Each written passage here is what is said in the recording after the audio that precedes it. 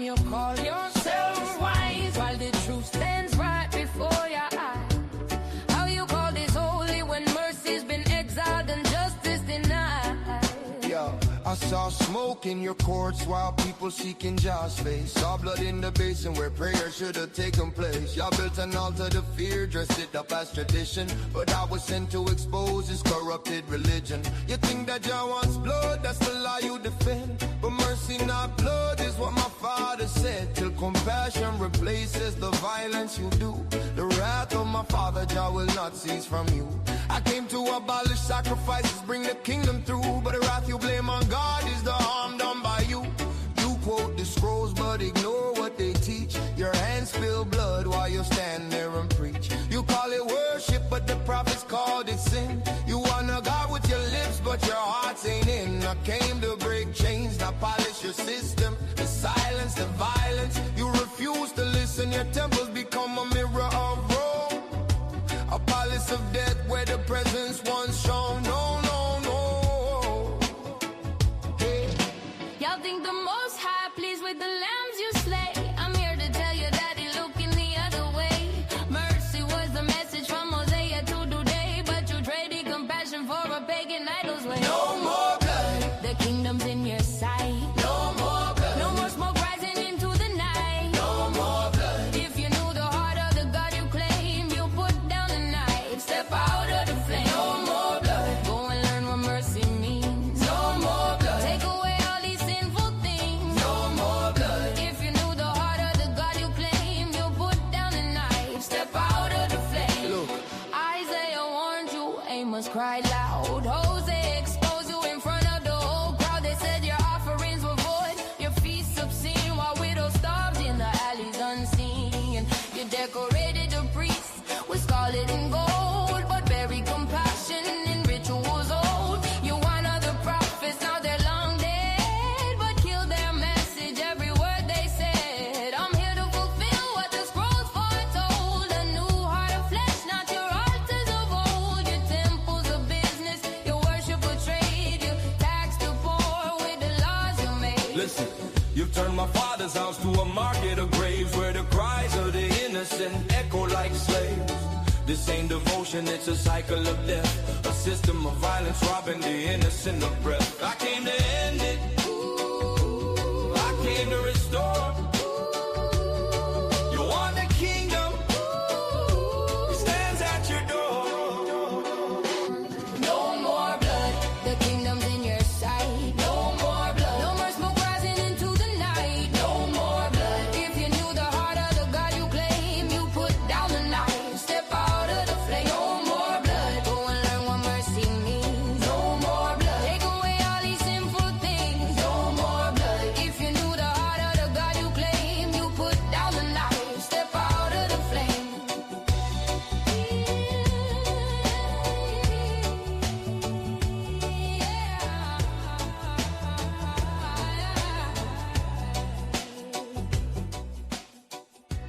Good evening, ladies and gentlemen. Shalom Aleichem, peace be with you, and welcome back to the Jesus Way podcast.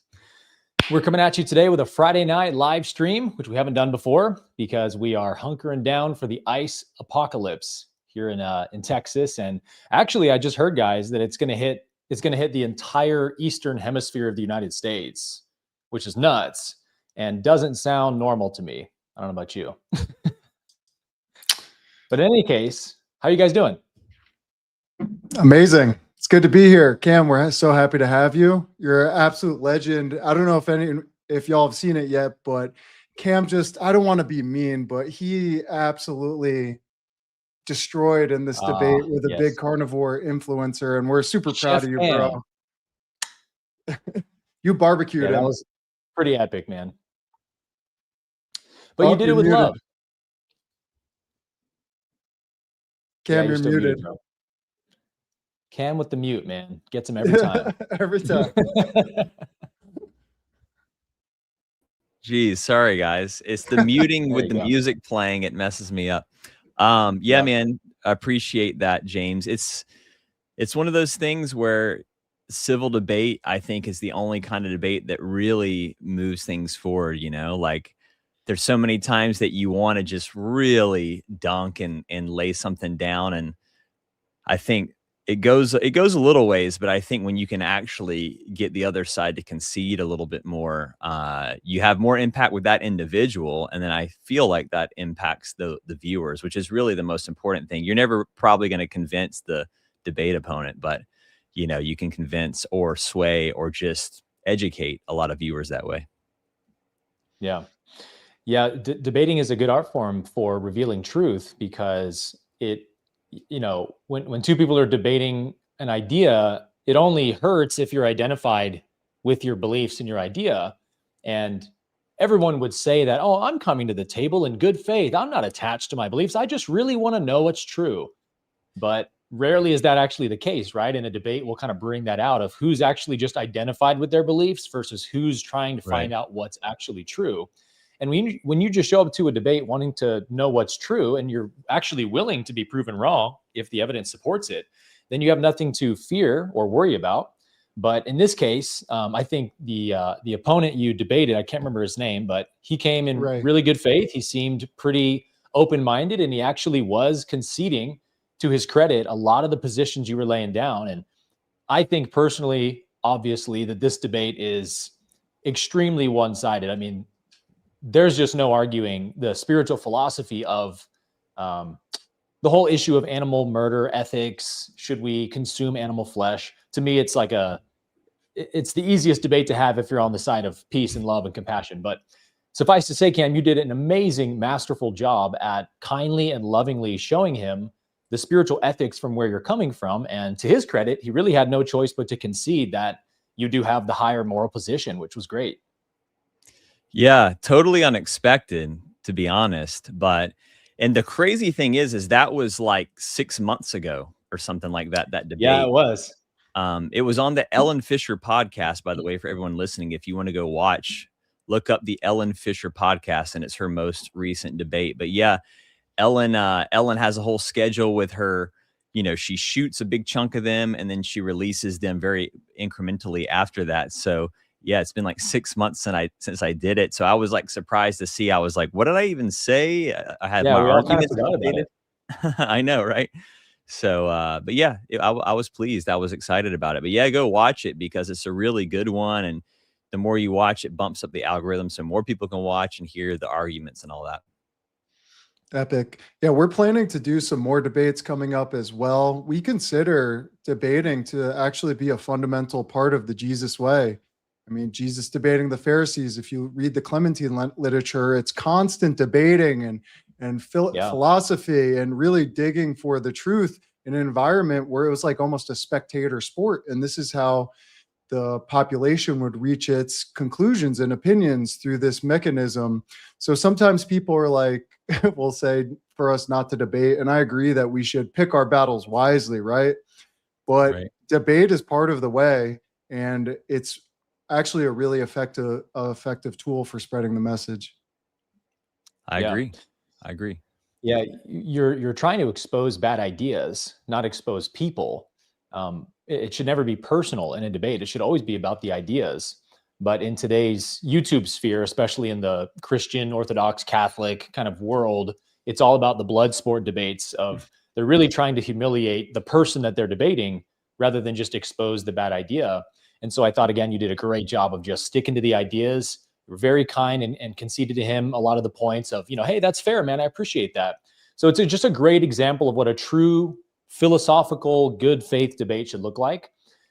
So yeah, go check it out, you guys. And I think we'll also do a reaction, maybe like a live stream reaction to some of the clips from the debate, because there's a lot of good stuff to get into there. That would be epic because there's so much that I wanted to say. You can never say enough in a debate because you have to let the other guy speak. And I had to restrain. Quickly. Right. So yeah, that'd be fun. Let's do that. Yeah, we might have to do it in two parts because it's a 2 hour or it's over 2 hours actually debate. So yeah, it's a long debate. We might just pick like our top 5 moments or something to discuss. But I think the larger issue here, guys, is something we're trying to do is bust a lot of the myths around plant-based living, because when you lay out, again, the spiritual philosophy of, hey, the golden rule was, Jesus said, this is the greatest commandment of all that fulfills the entire law and the prophets. Love God with all your heart, love your neighbor as yourself. And another way we can express that law is do unto others as you would wish others to do unto you. And we make lots of good cases for how animals certainly fell under the category of others in Jesus's mind, based on other teachings he had.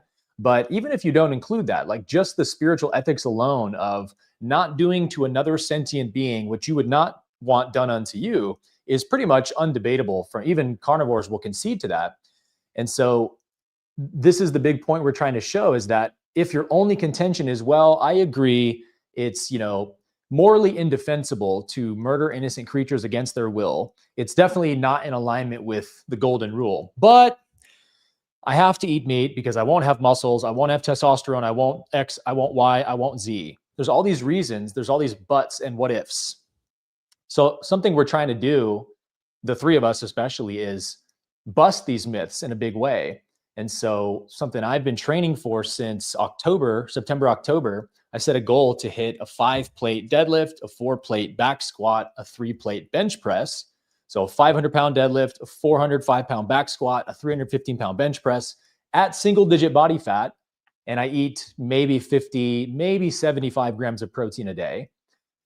And I'm absolutely soaring towards the goal. I'm already over the deadlift and the bench press. I'm working on the back squat at the moment, but it's my goal to do a vlog style video to say, hey, look, 36 years old, completely natural, zero performance enhancing drugs, no TRT, none of this stuff, just surviving on a plant-based diet, low protein, high carbohydrate, and look what the body can do. All these ideas about, oh, you can't thrive without eating corpses of dead animals is totally ridiculous.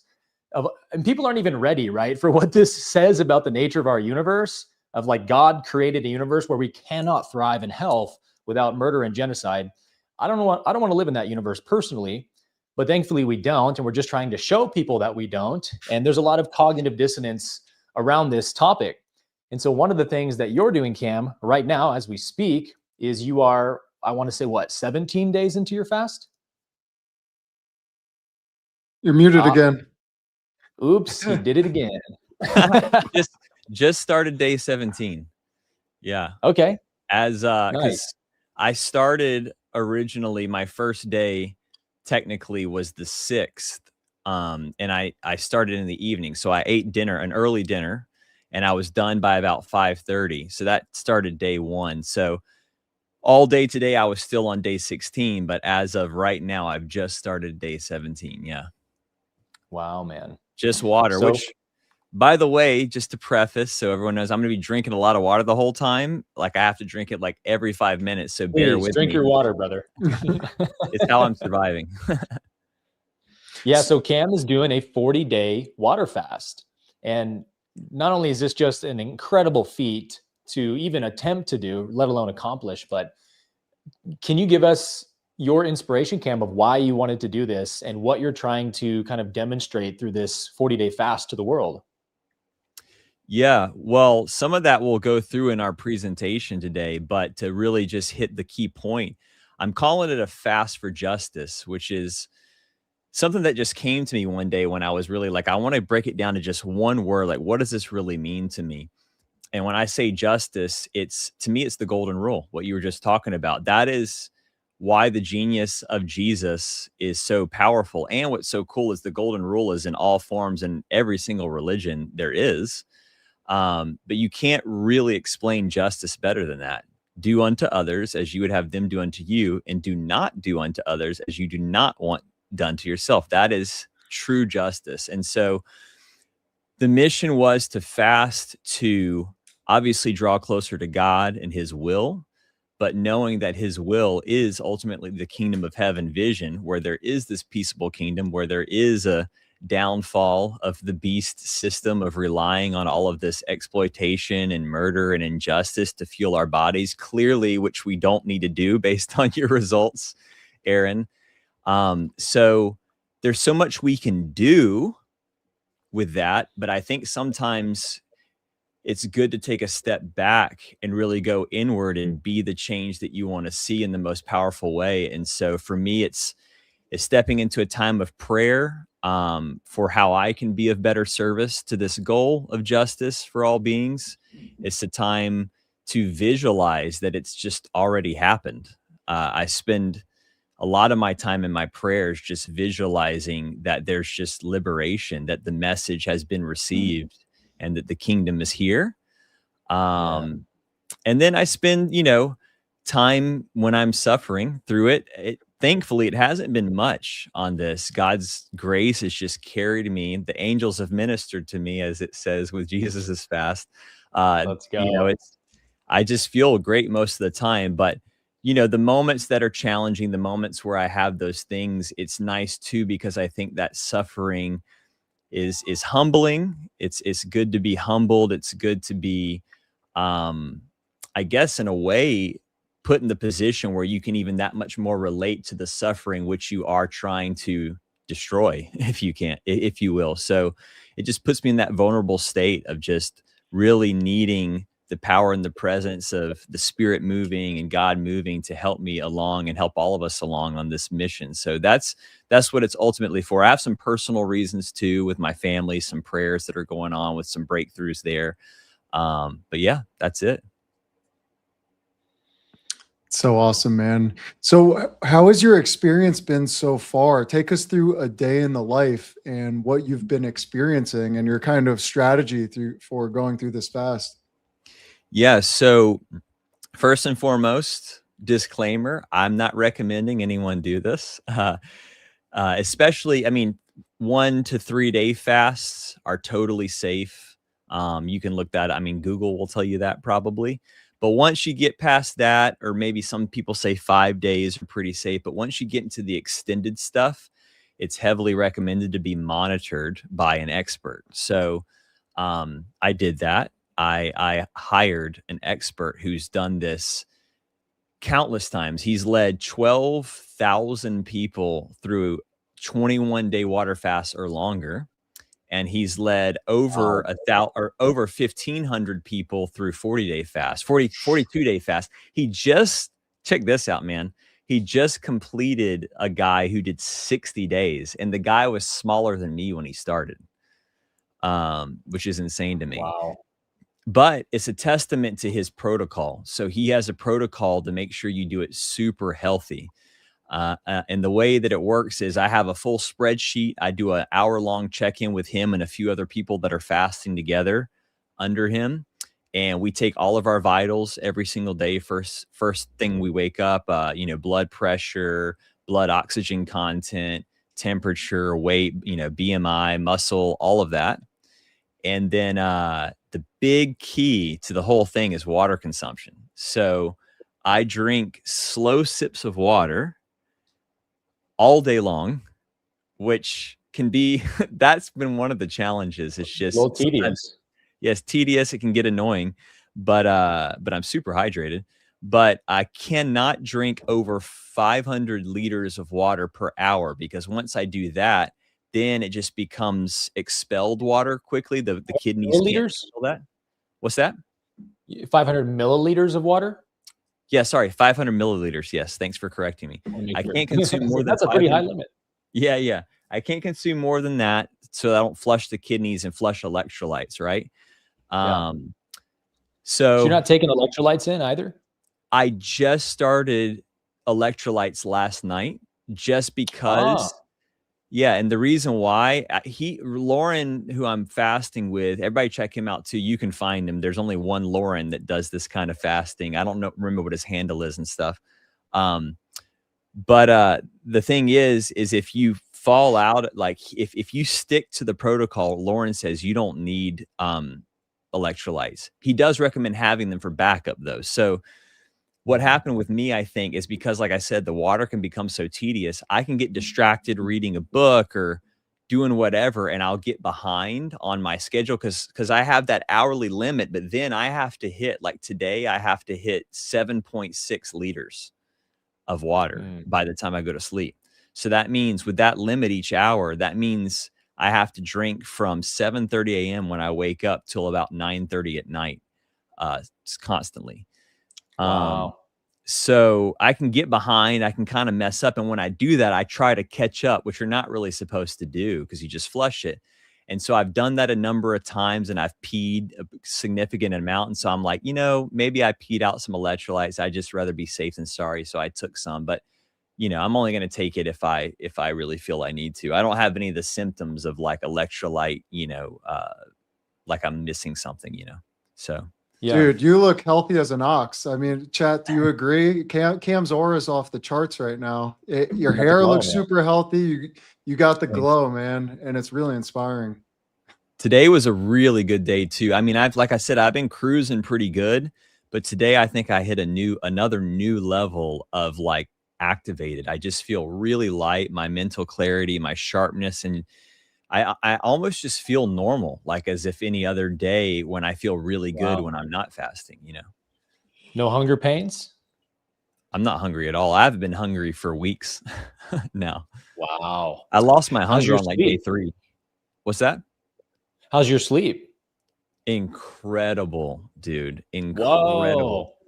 Whoa. I slept 9 hours last night. I slept 9 hours the night before that. And then before that, I was sleeping anywhere from 7.5 to 8.5 hours. And I do not wake up for anything except to pee. I have to pee because I'm drinking so much water. So I take a quick pee and then I come back. And when my head hits the pillow, I'm out again. And my dreams are insane, like insanely vivid dreams. And I can remember them so well when I wake up, like way more memory and recall and I'm talking layers of dreams. Like, when you go through different dreams, like you're switching a channel, like it's one whole dream and it completes. And then I start a different dream and then I can remember all of them. It's nuts. That is nuts. That truly is wild. What was your sleep like before your fast? Just to give people a reference, like, were you a 6 hours a night guy, 7 hours a night? I'm typically, to be honest, I've always been a good sleeper. I've always been a guy that when my head hits the pillow, I'm out until I wake up. I think my bigger problem with sleep is that I just crank and stay up too late, or, I got to get up early, for the baby to do something before the baby wakes and all that. And I'll compromise sleep on my own. But I've always slept pretty good, but I can just feel from my body the deeper sleep in the rest that my body's getting in that sleep, if that makes sense. Like, it just feels like I get up and it feels like I've just sunk deep into the bed for the entire night and that my body's just repairing, I'm jealous, bro. It sounds amazing. Yeah, it's like there's no noise inside you. So your body it's primed to do what it wants to do with perfect precision, no interference patterns, no entropy. And that's one of the huge benefits of fasting. Like, this is a testament to what fasting can do for our own consciousness, is that it clears the clutter out. And slowly you start to find new levels of clarity within you. And so many people will say, like, I didn't know I could feel this good until I fasted for, 3 days or something.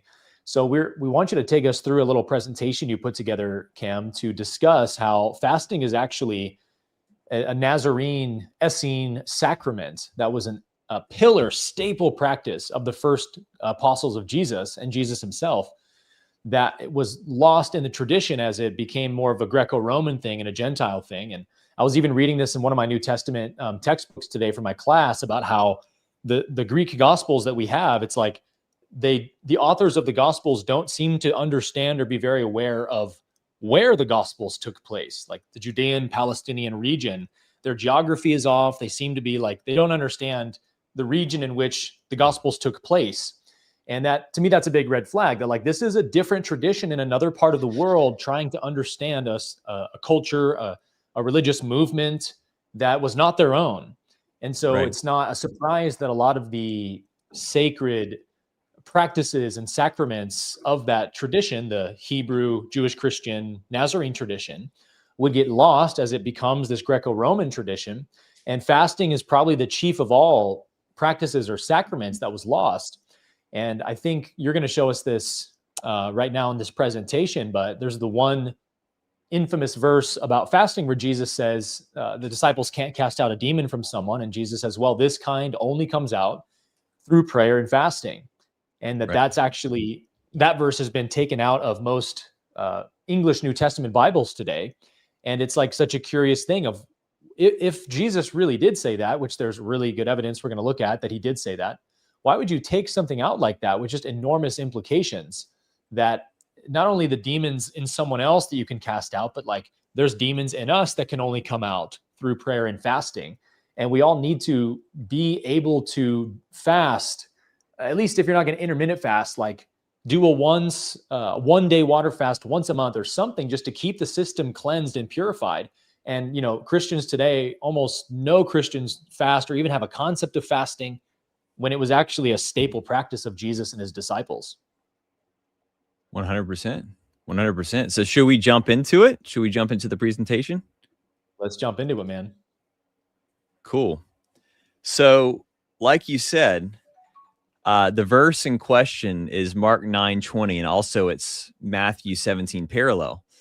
And to kind of give an overview again, you summed a lot of it up, but you've probably seen it. In fact, if people who are watching this channel are probably getting on their algorithm, they're getting it recommended that these videos where everyone's talking about it. TikTok is blown up with this, like, oh my gosh, look, they removed this from the Bible. They removed this from the Bible. And they talk about these verses, these two parallels, because it's true. Any modern translation that you look up, either part of this verse or the entire verse in Matthew is completely omitted from the scripture.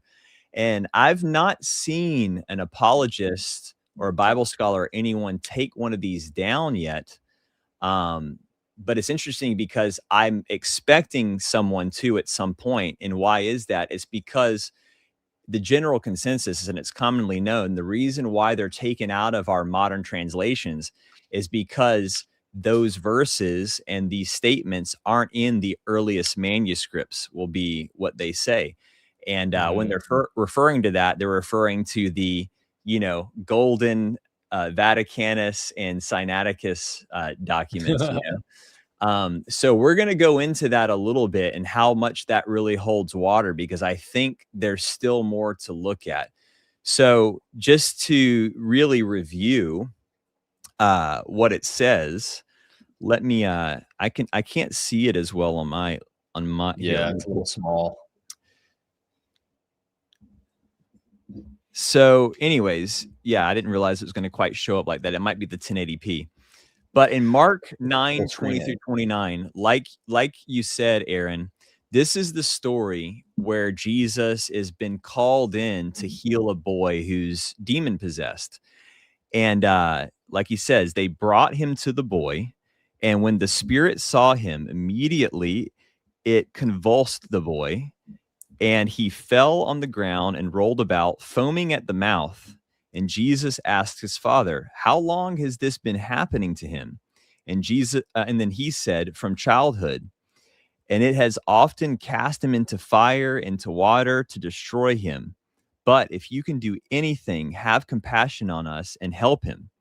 And Jesus said to him, "If you can, all things are possible for one who believes." Now, I highlighted that for just a second because this is what we're going to get into later in the presentation. I think that's really interesting that Jesus responds. It's got an exclamation point there, but it's almost like an exclamatory rhetorical question, because he says, "If you can help," he says, "If you can."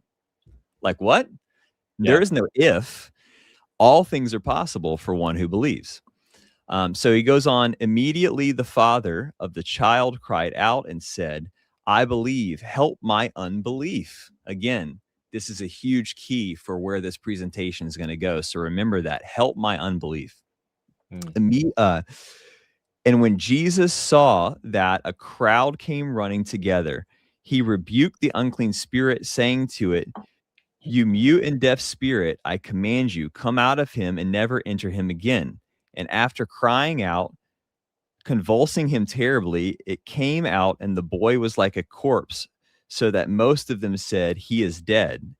But Jesus looked at him, took him by the hand, lifted him up, and he arose. And when he entered the house, the disciples asked him privately, Why could we not cast this out? And he said to them, this kind cannot be driven out by anything but prayer.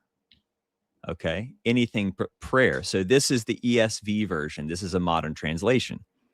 Now, if you look at the Matthew 17 parallel, I'm not going to go through the whole thing. It's very similar.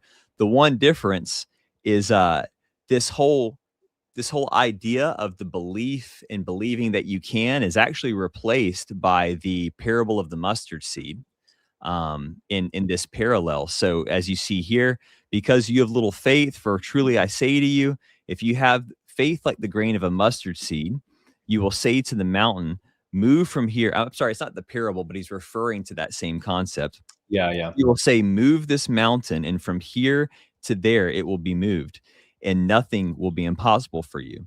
So similar concept, but they've used that language.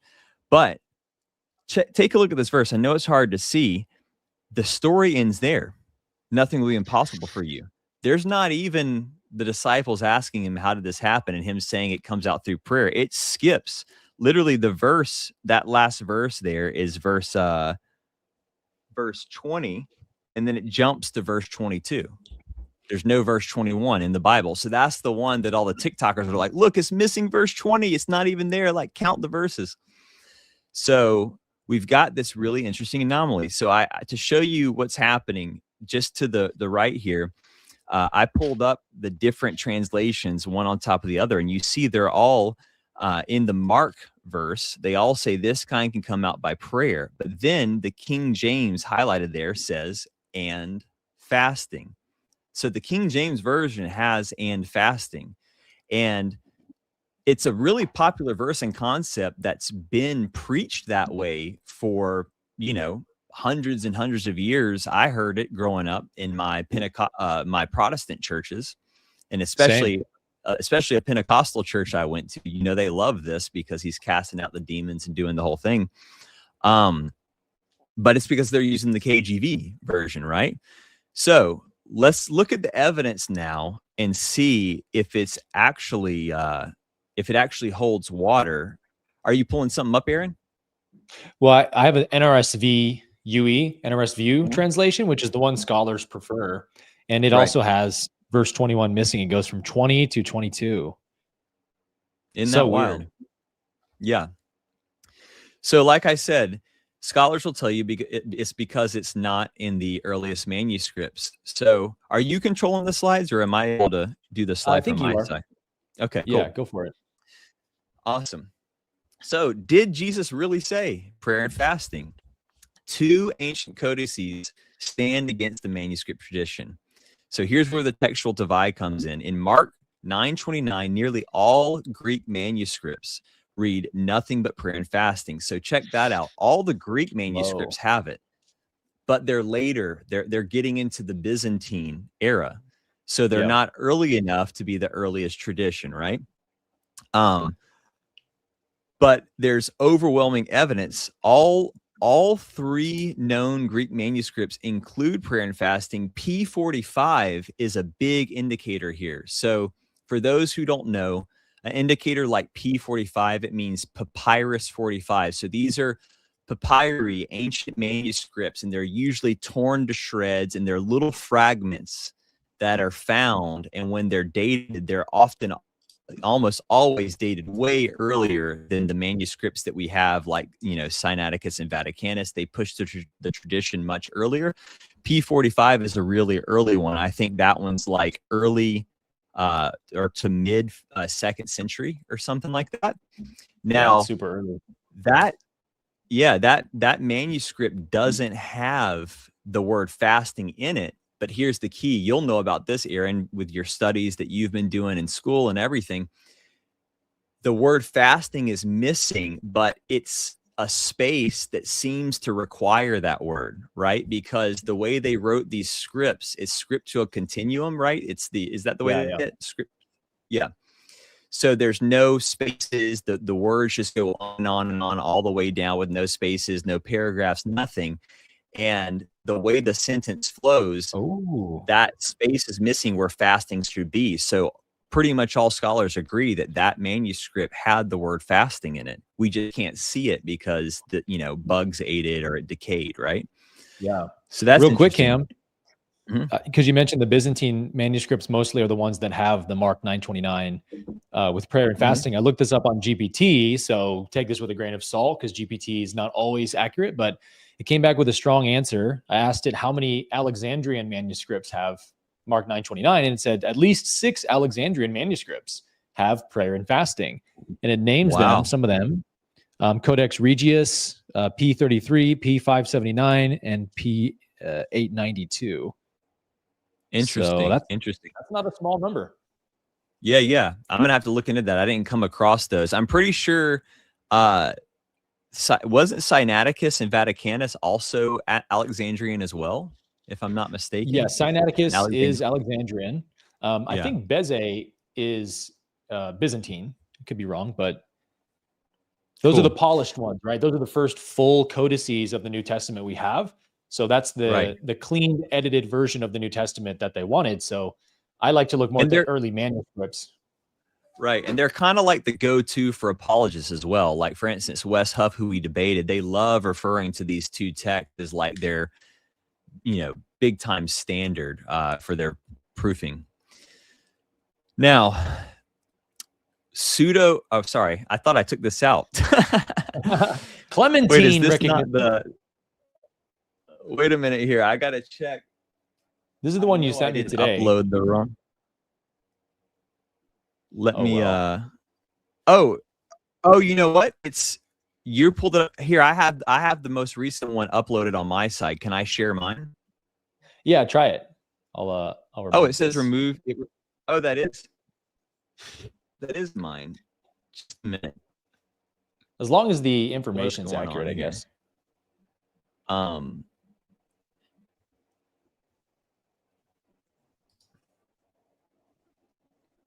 Let me just make sure. Okay.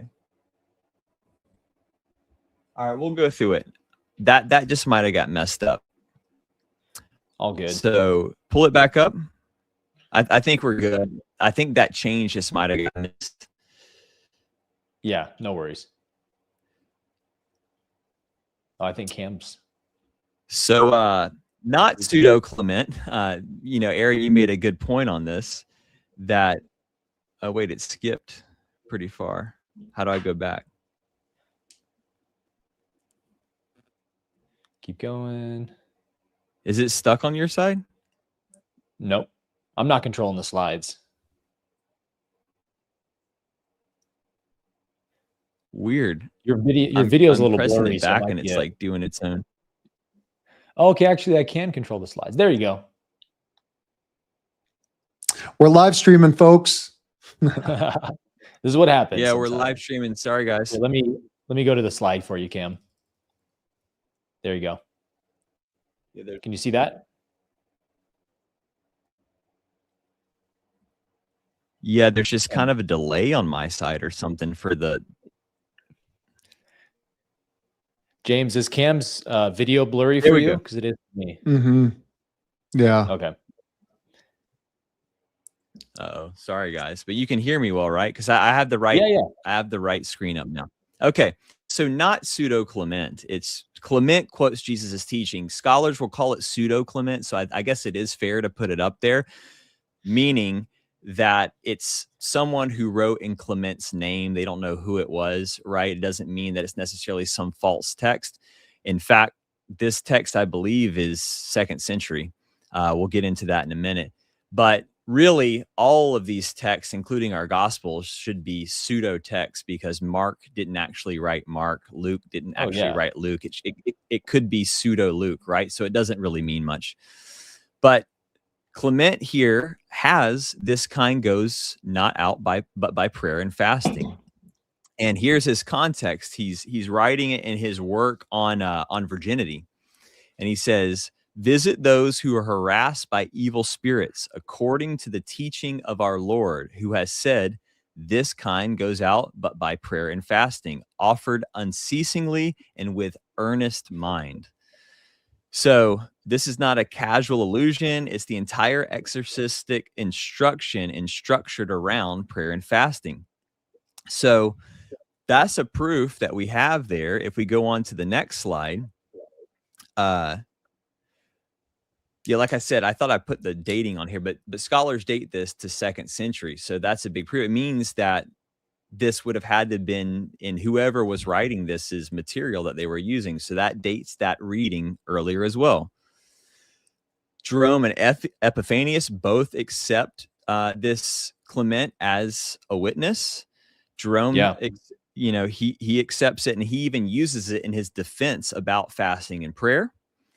Epiphanius employs the same material and in his comprehensive, catalog of all of his heresies, and he treats it as a reliable apostolic era testimony. So Epiphanius has all these other problems, but like we've always said, he's such a hostile witness. He's so angry with some angry of these he's angry with these Nazarene groups, calling them out and saying all this vitriol, but he preserves a lot of the truth in there. And this is one of these truths as well. So the significance is both a leading Latin father and a major Greek heresiologist were both familiar and used a work that quotes Mark's saying, fasting and prayer. This demonstrates a broad geographic and linguistic acceptance among Orthodox Christianity in the late 4th century.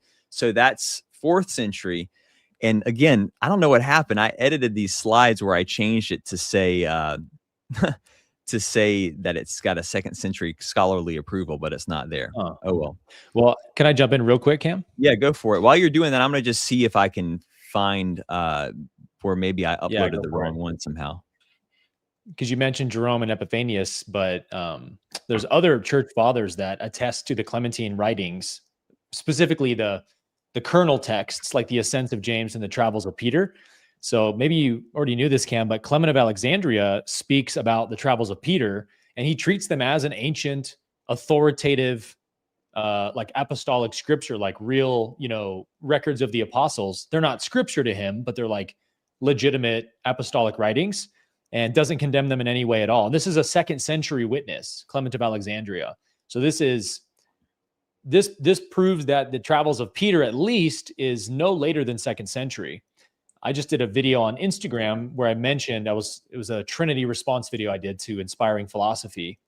And I showed there's a whole bunch of scholars, Schoeps, Van Voorst, of course, Tabor, Eisenman, Prigent, Kester. All of these scholars date the kernel text to likely 1st century. They speak of a standing temple. There's no Orthodox Catholic writings or even New Testament scriptures in them, which means they're not aware of them yet because they don't exist yet. Lots of internal evidence that these are early 1st century Nazarene texts. And so that's why we take the Clementine writings as such an authoritative body of literature for the early Nazarene beliefs and practices. And knowing how much fuckery, for lack of a better word, that has happened to the New Testament canon, it's like, look, with all the interpolations in the New Testament, you don't get to say, oh, but the Clementines are, this and that. It's like, we just have to take whatever records history has given us and do the best textual criticism we can. And there is no question that the Clementine writings are very early Nazarene texts. Likely some of them are as early as, 1st century, maybe even pre-70, but definitely 2nd century, because we have Clement of Alexandria speaking about one of the Clementine texts. And then we have Origen in the early 3rd century, same thing, mentions the text, books that are circulating under Peter's name, and doesn't condemn them as forgeries or illegitimate at all. And the reason that these Catholic Church fathers, like Angry Epi and so forth, were not fans of the Clementine writings by their day in the 4th century is because they speak of Peter as being very monotheistic and very Jewish. And so it doesn't match the kind of more Gentile Peter we get from the book of Acts and so forth. Yeah, and they kind of overwrote Peter and Clement in a way with these, there's a real, so supposedly it's Mark who's traveling around and he's gathering this material and everything.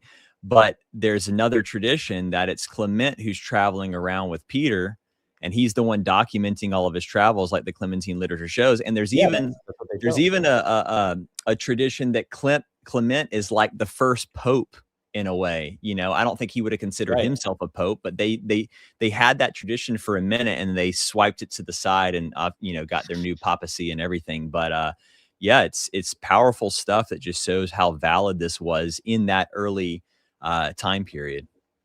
Dude, how many non-pope popes do the Catholics have? Peter, Linus, Clement. Right. They can't make up their minds, dude. Totally.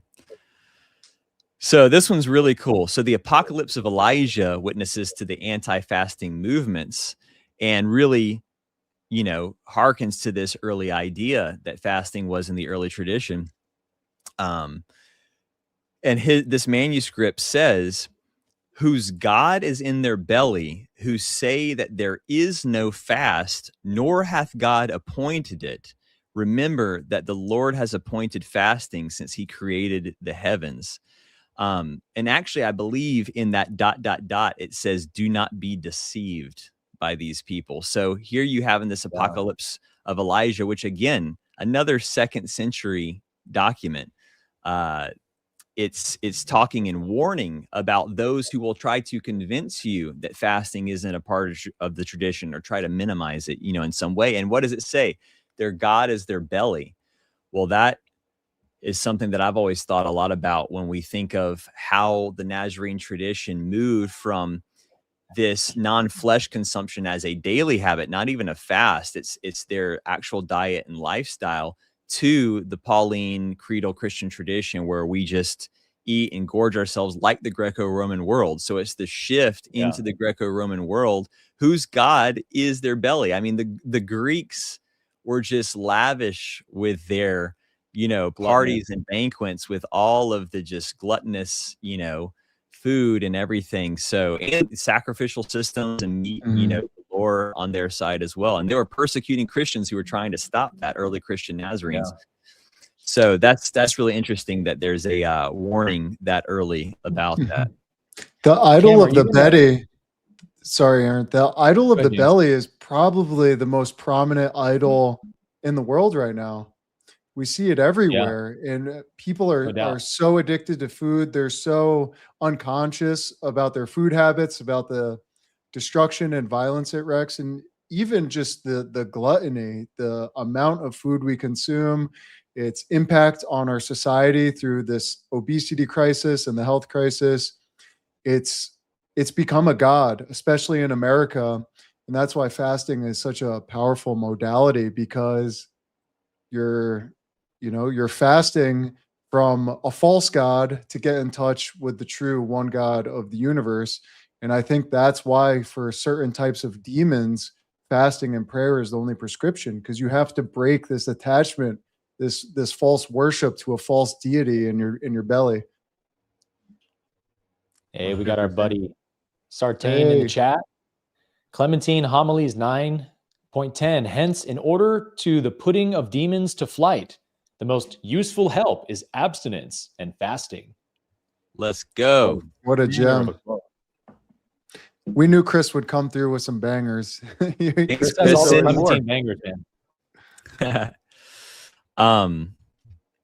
Okay, we'll talk some more about that severing of the connection later to our food. I mean, really, like, what is our true comfort supposed to be? Our true comfort is supposed to be God and our ability to go inward and deal with that which is discomforting us at a personal level. But every person who eats or overeats, I mean, you hear it constantly. My mom just called me, my mom's going through a deep grieving thing, and she called me to confess and say, hey, I just want to let you know I'm trying to get through this, and I want to join you on what you're doing, because I've noticed that I've started to comfort eating, And what are we doing when we comfort eat? We're replacing that which should be the true comforter, right? And just suppressing that ability and that of God to move and in ourselves to really tap into what it is that we got to learn in that moment. Yeah. Cam, are you going to get into Matthew 6:16 in this presentation? Not in this one, but you can feel free now or any time to jump in on that one. Oh man, maybe I should put it on screen, because it's a banger of a quote, and it's great. I think it's the best New Testament evidence we have that Jesus taught fasting as a practice. Oh, is it the when you pray? When you pray and when you fast? Yes, yeah. He says, and whenever you fast. I'll get into that later. Okay, nice. Mm-hmm. Yep. I'll save it for the presentation then. So so Sinaiticus shows a pattern of this, tomfoolery, where in Mark 9:29, the main scribe omits and fasting, but significantly, a later corrector has added it back into the margin, showing awareness of the omission, even in the text itself, right? Matthew 17:21, like I already discussed, both of them omit the entire Matthew verse. And this is one that's a little more complicated, so I'm not going to get too into it. But Tobit 12:8, which I believe is an apocryphal text, in the Apocryphon that the Catholics use and everything, it pairs prayer and fasting, but the Sinaiticus replaces the word fasting in Tobit with truth. And there's actually documents of Mark 9 where it replaces the word as well. Mark 9:29, what we're talking about, where they don't just omit it, they replace the word fasting with either truth or what's the other word? Sincerity. Fasting and sincerity, fasting and prayer and sincerity, prayer and truth. Okay. As opposed to insincere praying. Right. So we see that Vaticanus has clearly done this in another place, is what we're getting at. Now, Epiphanius also, again, to talk about these anti-fasting movements that were happening at the time, he curses the Gnostics. And this is, again, one of those things that Epiphanius kind of got right. He curses the Gnostics for curse those who fast, saying fasting is wrong. Fasting belongs to an archon who made this world, but we must take nourishment to make our bodies strong. And then the Arian rejection, where he condemned the set fast days and everything. So he does at least honor the fact that there is a place for fasting, that there are groups trying to take it out, which is an interesting detail there. But again, I think that there's a tension of this over time that develops where, I think Epiphanius even says, in a later verse where he recommends like only fast, when you feel strong enough and blah, blah, blah, blah. And he kind of adds some in it, and it shouldn't be that long. So he does add some interesting specifications to it. Origen and Chrysostom both confirm prayer and fasting, which is awesome. Wow. To really early church fathers. So Origen says, but let us attend to this. This kind goes out saved by prayer and fasting. Devotion to ourselves to prayer and fasting, we may be successful as we pray for the sufferer. So that's cool. He's indicating another mechanism for fasting, praying for the sufferer, praying for the oppressed, praying for those, which is a big part of what I'm trying to do, So that's powerful. Chrysostom says, howbeit this kind goeth out not by prayer and fasting, meaning the whole kind of evil spirits, not just of the lunatics only. So he's explaining that, evil spirits can be expelled through this process of prayer and fasting. So they clearly had texts in these traditions at their disposal in the, 3rd century, which is before Sinaiticus and Vaticanus. Yeah, no doubt. So in conclusion, or getting to the conclusion, why it looks removed and not added, because we have the early attestations, the Clement, Jerome, Epiphanius, Jesus's authentic teaching, the motive, anti-fasting movements in Egypt as a possibility, given the apocalypse of Elijah, providing a theological reason to remove the command in the Alexandrian region. And we see a pattern with Sinaiticus and Vaticanus showing, the scribal notes and all of this. Now, here's an interesting possible motive. I think you guys will agree and find this. I think a possible motive is high Christology issue.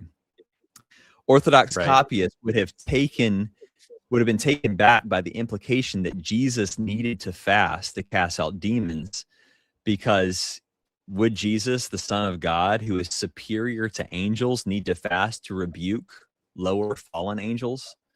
Right. So I think there's a tension there of his humanness in that sense, that he would need to do that to be able to have that command or to go through that act with the demon-possessed boy. So verdict, it was removed. That's where I stand. The manuscript evidence shows it. The patristic evidence shows it. The theological motive shows it. This kind can come out by nothing but prayer and fasting is the reading. Now, moving on, this is what you were getting to. So we can talk about this, Aaron. So what did Jesus really teach that, as you see, has complete textual stability? The wording is stable across all major traditions. No manuscript replaces anything. Universal witnesses found consistently throughout the codices. It is when Jesus says, when you pray and when you fast, not if. It's hotan, when you fast. So he's not making it optional. You know, he's saying this is something that you do.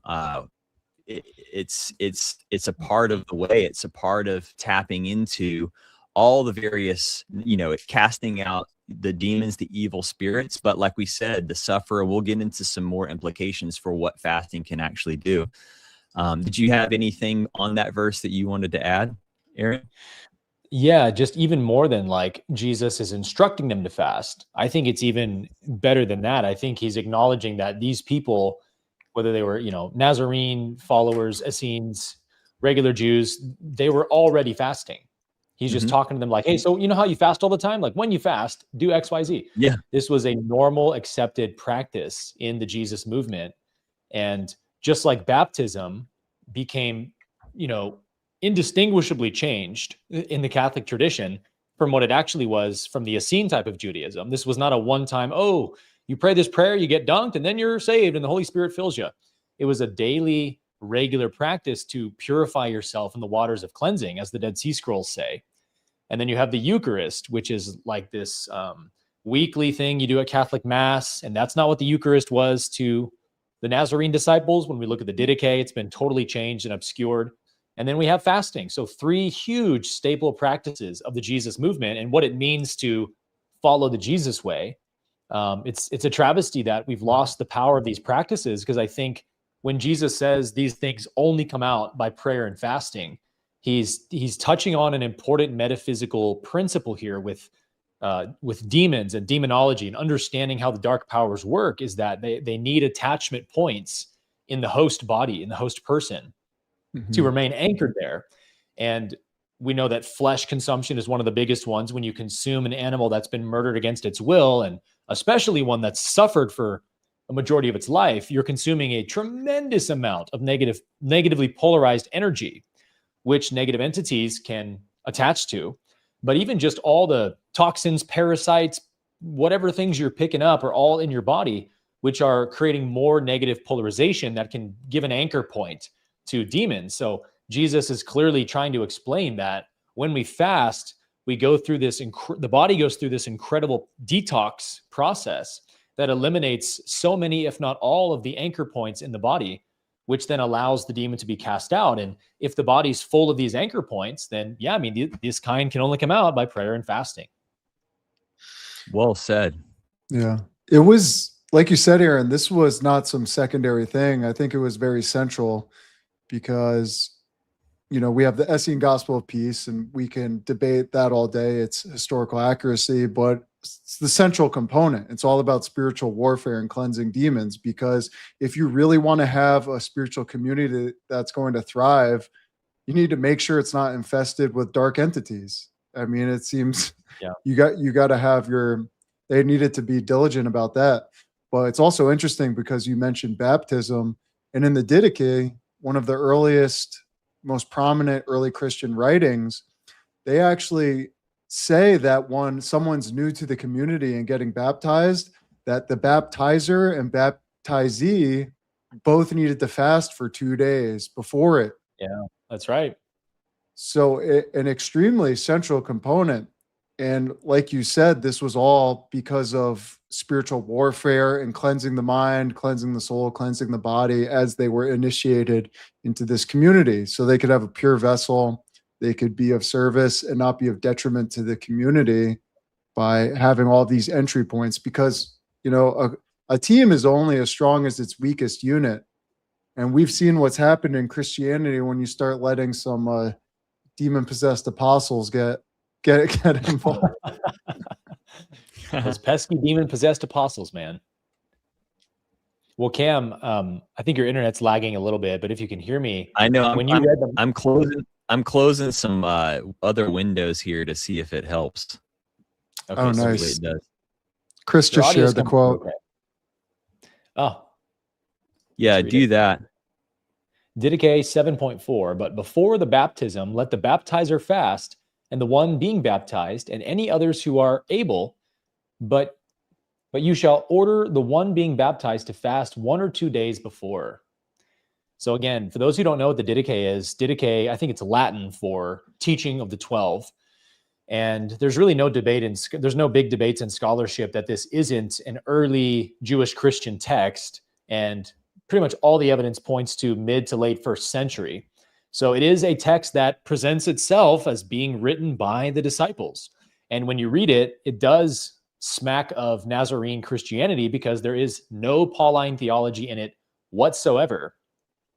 And that's a big testament to this being before, 60s, 70s AD, when Paul's letters get really popular.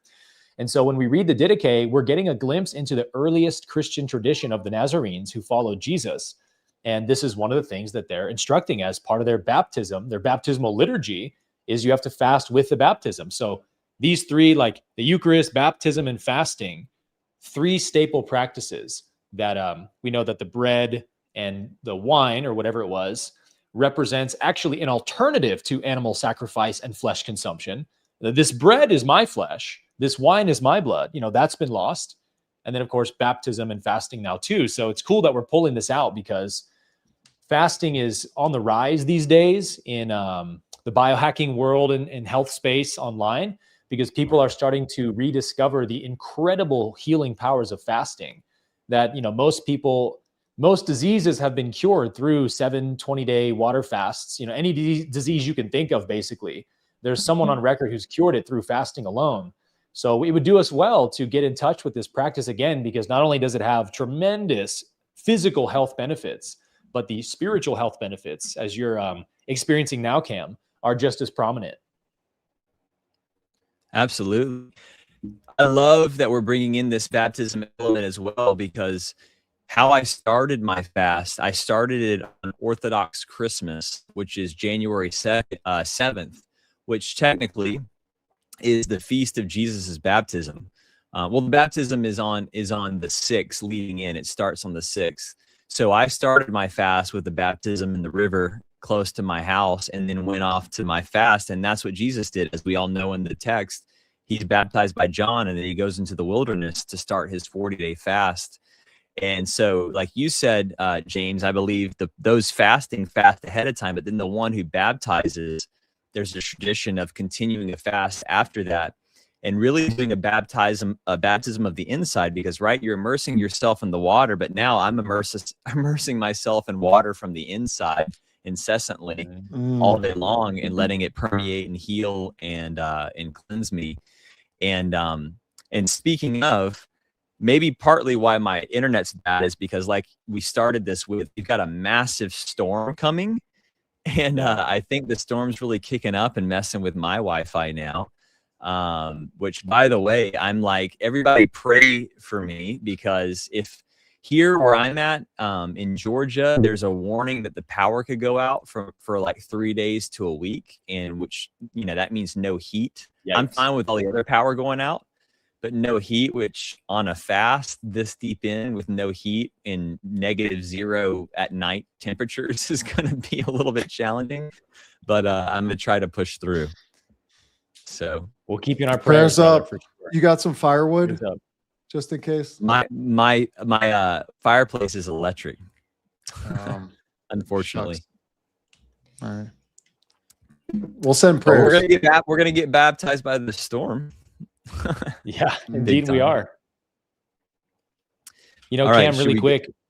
Yeah. When you read the Mark 9 passage of Jesus casting the demon out of the boy, I'd never read it this way, but it sparked the story that opens the Essene Gospel of Peace, or it's in the opening chapter, when Jesus casts the demon out of the man who pukes up the giant black worm. Yeah. And he's like almost dead. He's like a corpse. He's tried all these other things. It hasn't worked. Jesus gets the demon out, cuts its head off with a rock, with a stone. And it says the man laid there like a dead corpse. And then slowly the life came back into his body. And it said almost the exact same description in Mark 9. And so you just wonder if there were these early circulating stories of Jesus healing, casting demons out of people.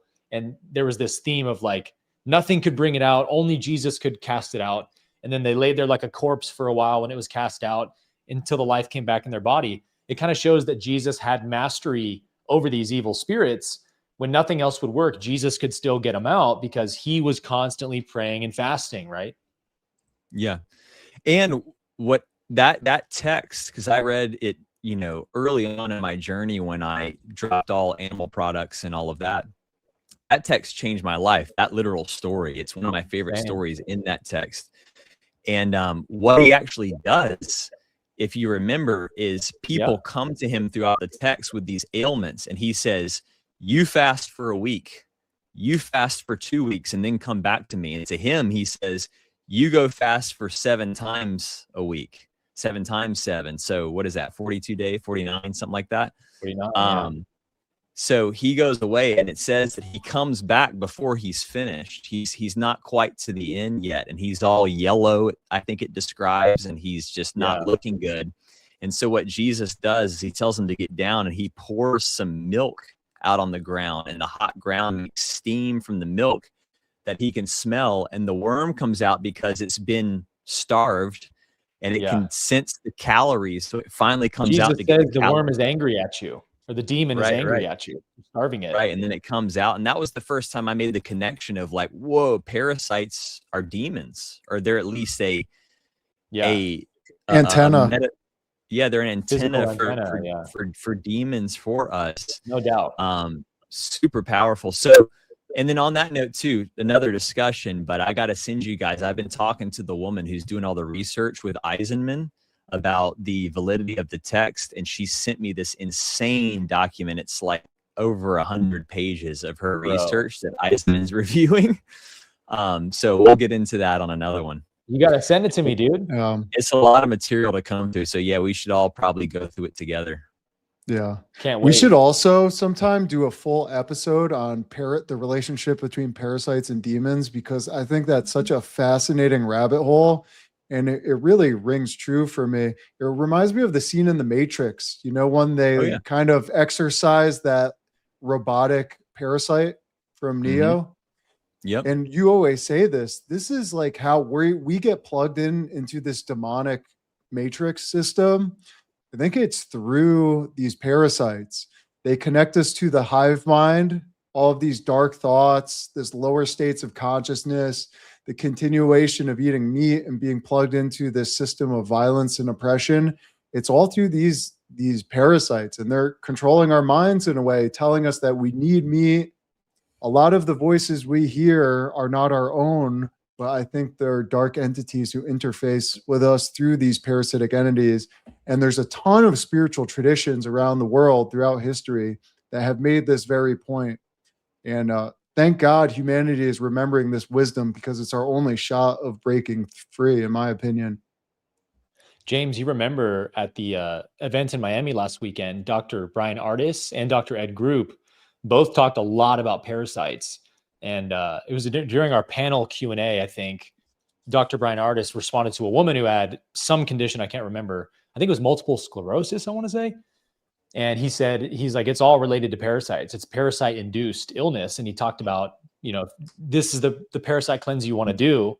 And modern Western medicine, when you go to get a parasite test, they only test for like 1 or 2 species of parasites out of like millions that exist. So you're like, oh, you're good, no parasites.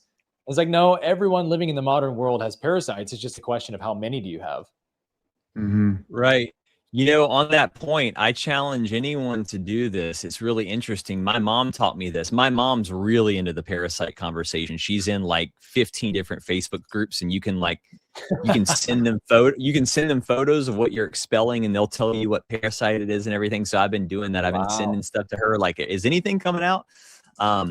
But she was the one that turned me on to the idea that if you Google any condition, you name it, any ailment with the word parasite next to it, there will come up articles about how this condition is linked to a specific parasite. Man, So I believe it. it makes more Pretty sense nice. the more you think about it. yeah.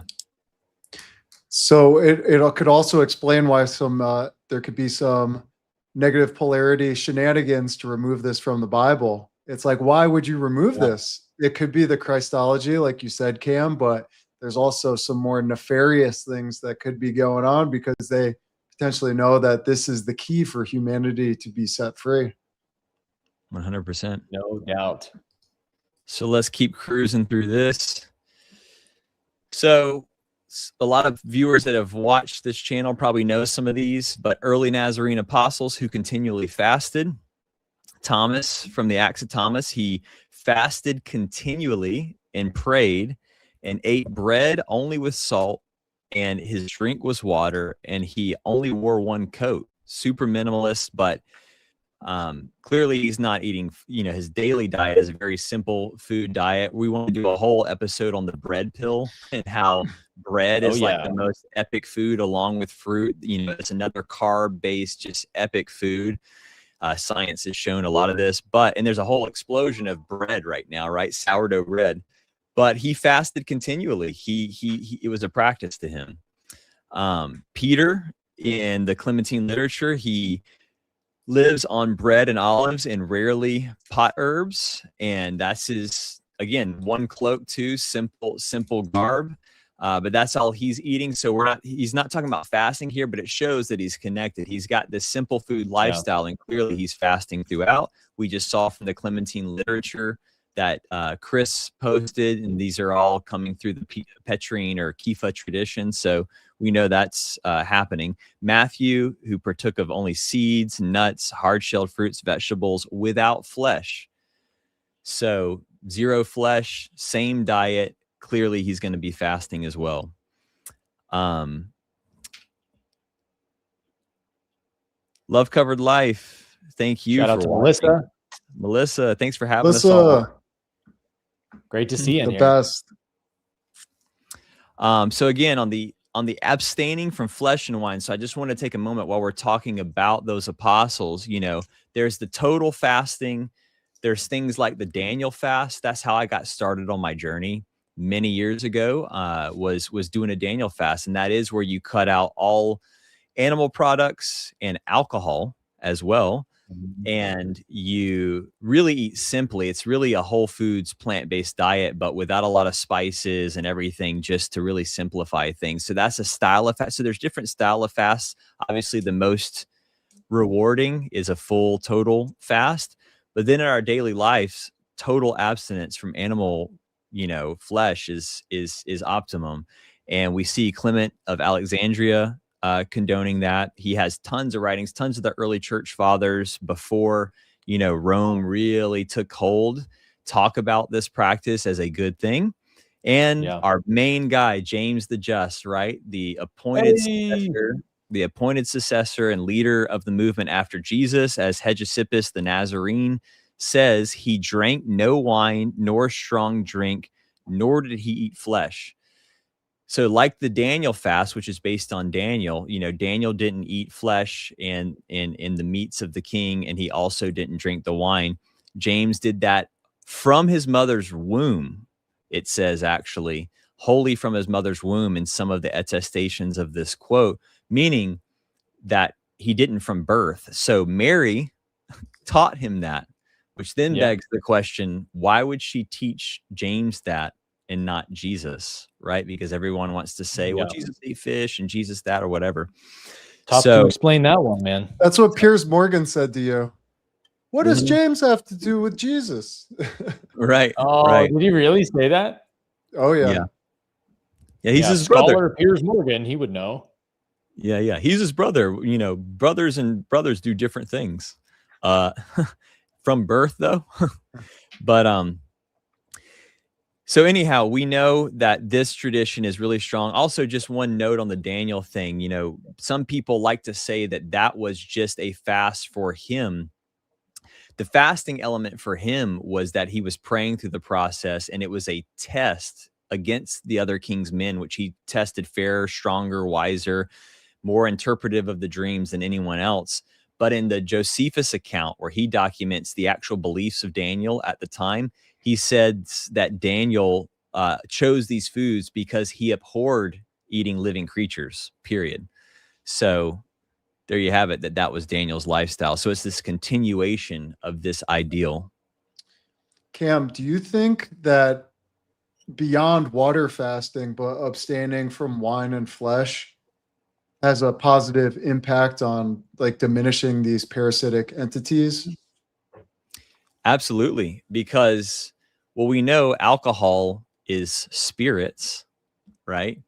Why would they call it that? Well, because when you're inebriated, you open yourself up to these spirits. And like we said, these parasites are antenna for these spirits, right? And we know they feed on sugar a lot as well. So if you're drinking wine or like beer, there's tons of those particular kinds of sugars for them to get on as well. But you're inebriated, and when you're inebriated, you know, our brother Chris, who keeps posting these quotes, he's got a great story where he was at a wedding and some woman came to him, and she was the only other vegetarian at the wedding along with him, and they kind of buddied up.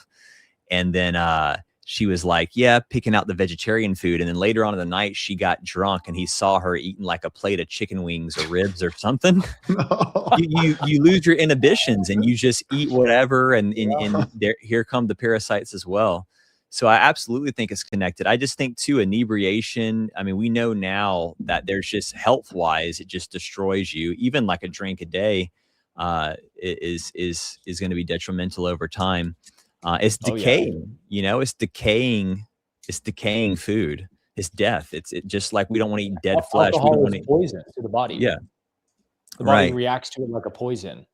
And this is a whole other podcast. I won't get into it, but I'm really been doing some deep research on the wine subject. I think that's a pretty hot topic because there's tons of Christians, Catholics, people, and, you know, that consume alcohol. And it's because in their mind, they're justifying Jesus turned water to wine and he had wine at his last supper.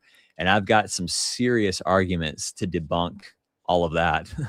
I bet you do. Again, with textual tradition and everything, I think that's been just like flesh, wine. You can count them as the number one indicator, like where's Waldo? Follow where the tradition led astray. Mm-hmm. If you see texts that start to introduce flesh or wine or both, you know that now you're getting into the Roman takeover, right? Yeah.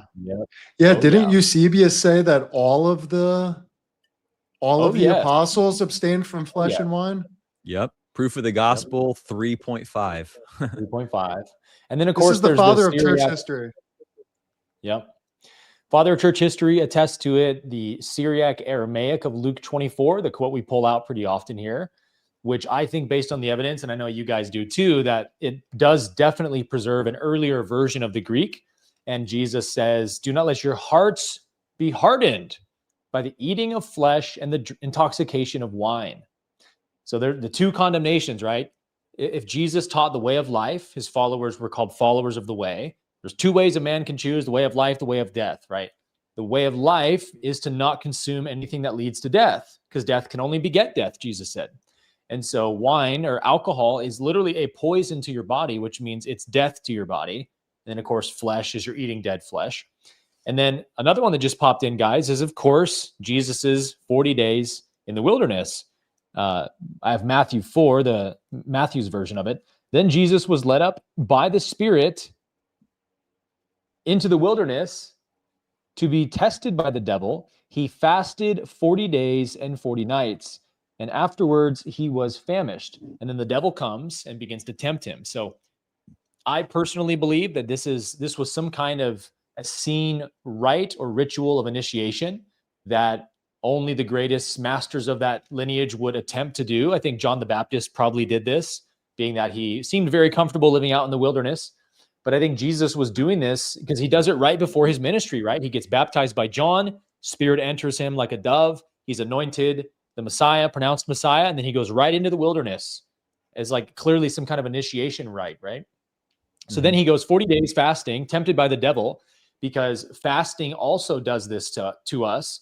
it puts your body into a very uncomfortable position where you have to deal with the hunger pains. And that's the craving, the negative entropy in the body that wants and craves and needs the sustenance, and it begins to speak to him and command these stones to turn to bread. And he says, man does not live by bread alone, physical bread, but by the word of God. So Jesus is grappling with his own ego. Satan, Hasatan, is the adversary. To me, it's clearly an ancient world personification for the human ego, the tempter, the adversary. And it's trying to get him to doubt himself and to give up his fast. Go ahead, just eat the bread already. And it's like, is that not what everybody's ego says to them when they go through a fast? Even a 24-hour fast, you're going to hear that demon talking in your ear.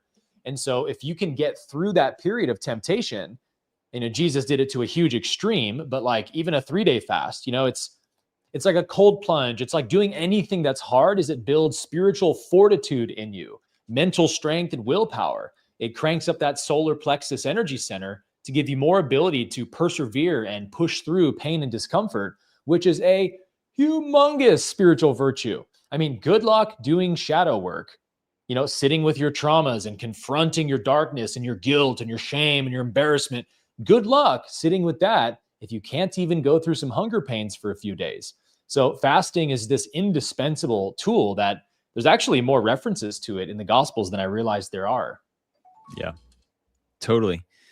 And while you're bringing that up, that Syriac Luke quote, I'm going to say this at the end, but I'll go ahead and say it now because it's so relevant, that part of what I'm doing as well is just really challenging and encouraging and inspiring any others to join me.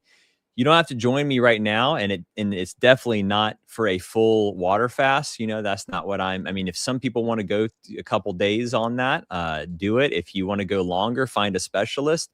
But what I want to challenge people, for anyone who hasn't taken that step that's listened to our podcast, you don't have to do it, totally voluntary, but just if you're inspired, try dropping the flesh foods and the wine. If you're a drink, the alcohol, if you're a drinker, just try those things. And if you're not ready right now, Lent's coming up, which is more of a Roman tradition. It is, but the Orthodox calendar is a little bit different. You can look up the Orthodox calendar. I think that's closer, but it's still following this 40 days in the wilderness model of Jesus. So I think there's something to it. Use that as your time when everyone else is already doing that, and really try it. Our good friend Ross Nichols and I talked about this. He finally dropped all of his animal products, and I think he dropped alcohol some time ago.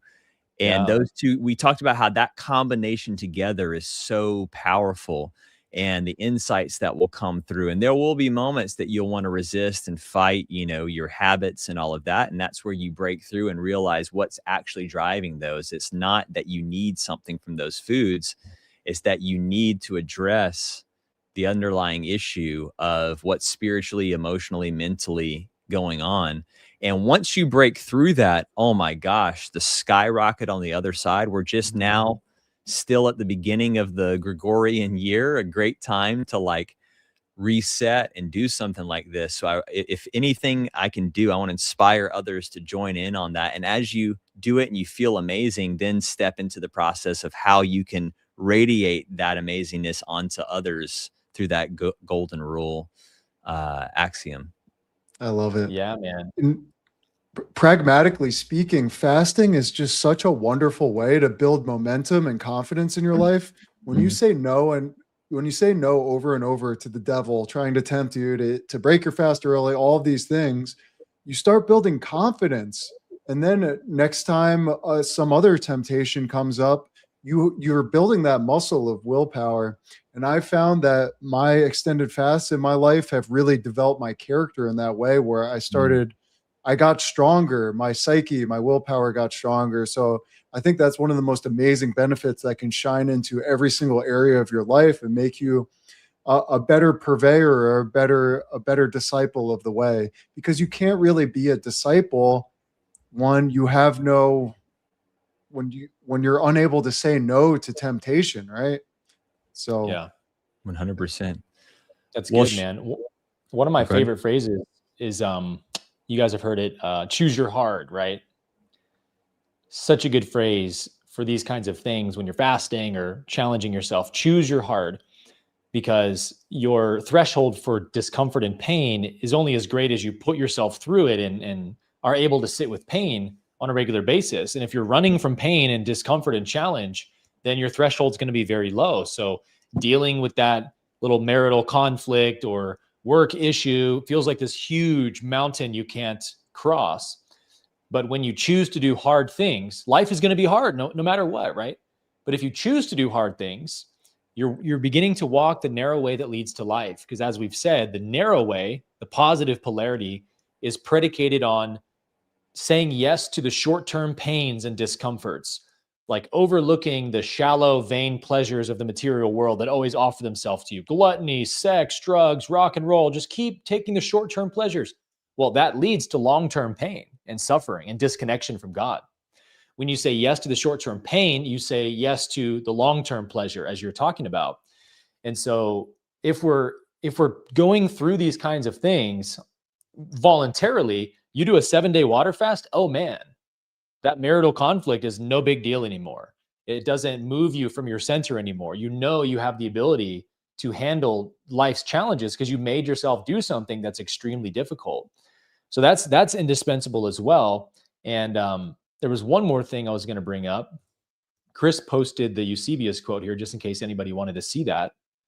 Eusebius, again, this is the father of church history. They embraced, the apostles, the 12 disciples, embraced and persevered in a strenuous and laborious life with fasting and abstinence from wine and meat. Do you guys remember during COVID that pretty much the only two businesses that stayed open during the lockdowns was fast food and alcohol stores? It's like, we all know at this point that COVID was this huge psyop to dull the consciousness of humanity and so many other things. But what does it say about how much these things dull your consciousness, that the negative polarity powers that at B said, hey, we'll give you guys a couple freedoms. You can have alcohol and meat all you want. You're muted, Cam. I keep doing that. Sorry. But you know what else stayed open? The pharmakia. The pharmaceutical industry was blazing with their solution, right? Yeah, come get your boosters. Yeah.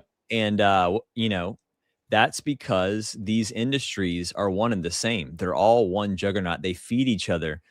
Right. The beast system in Revelation, it says, they shall be deceived by the pharmakia, which really is a chemical statement, right?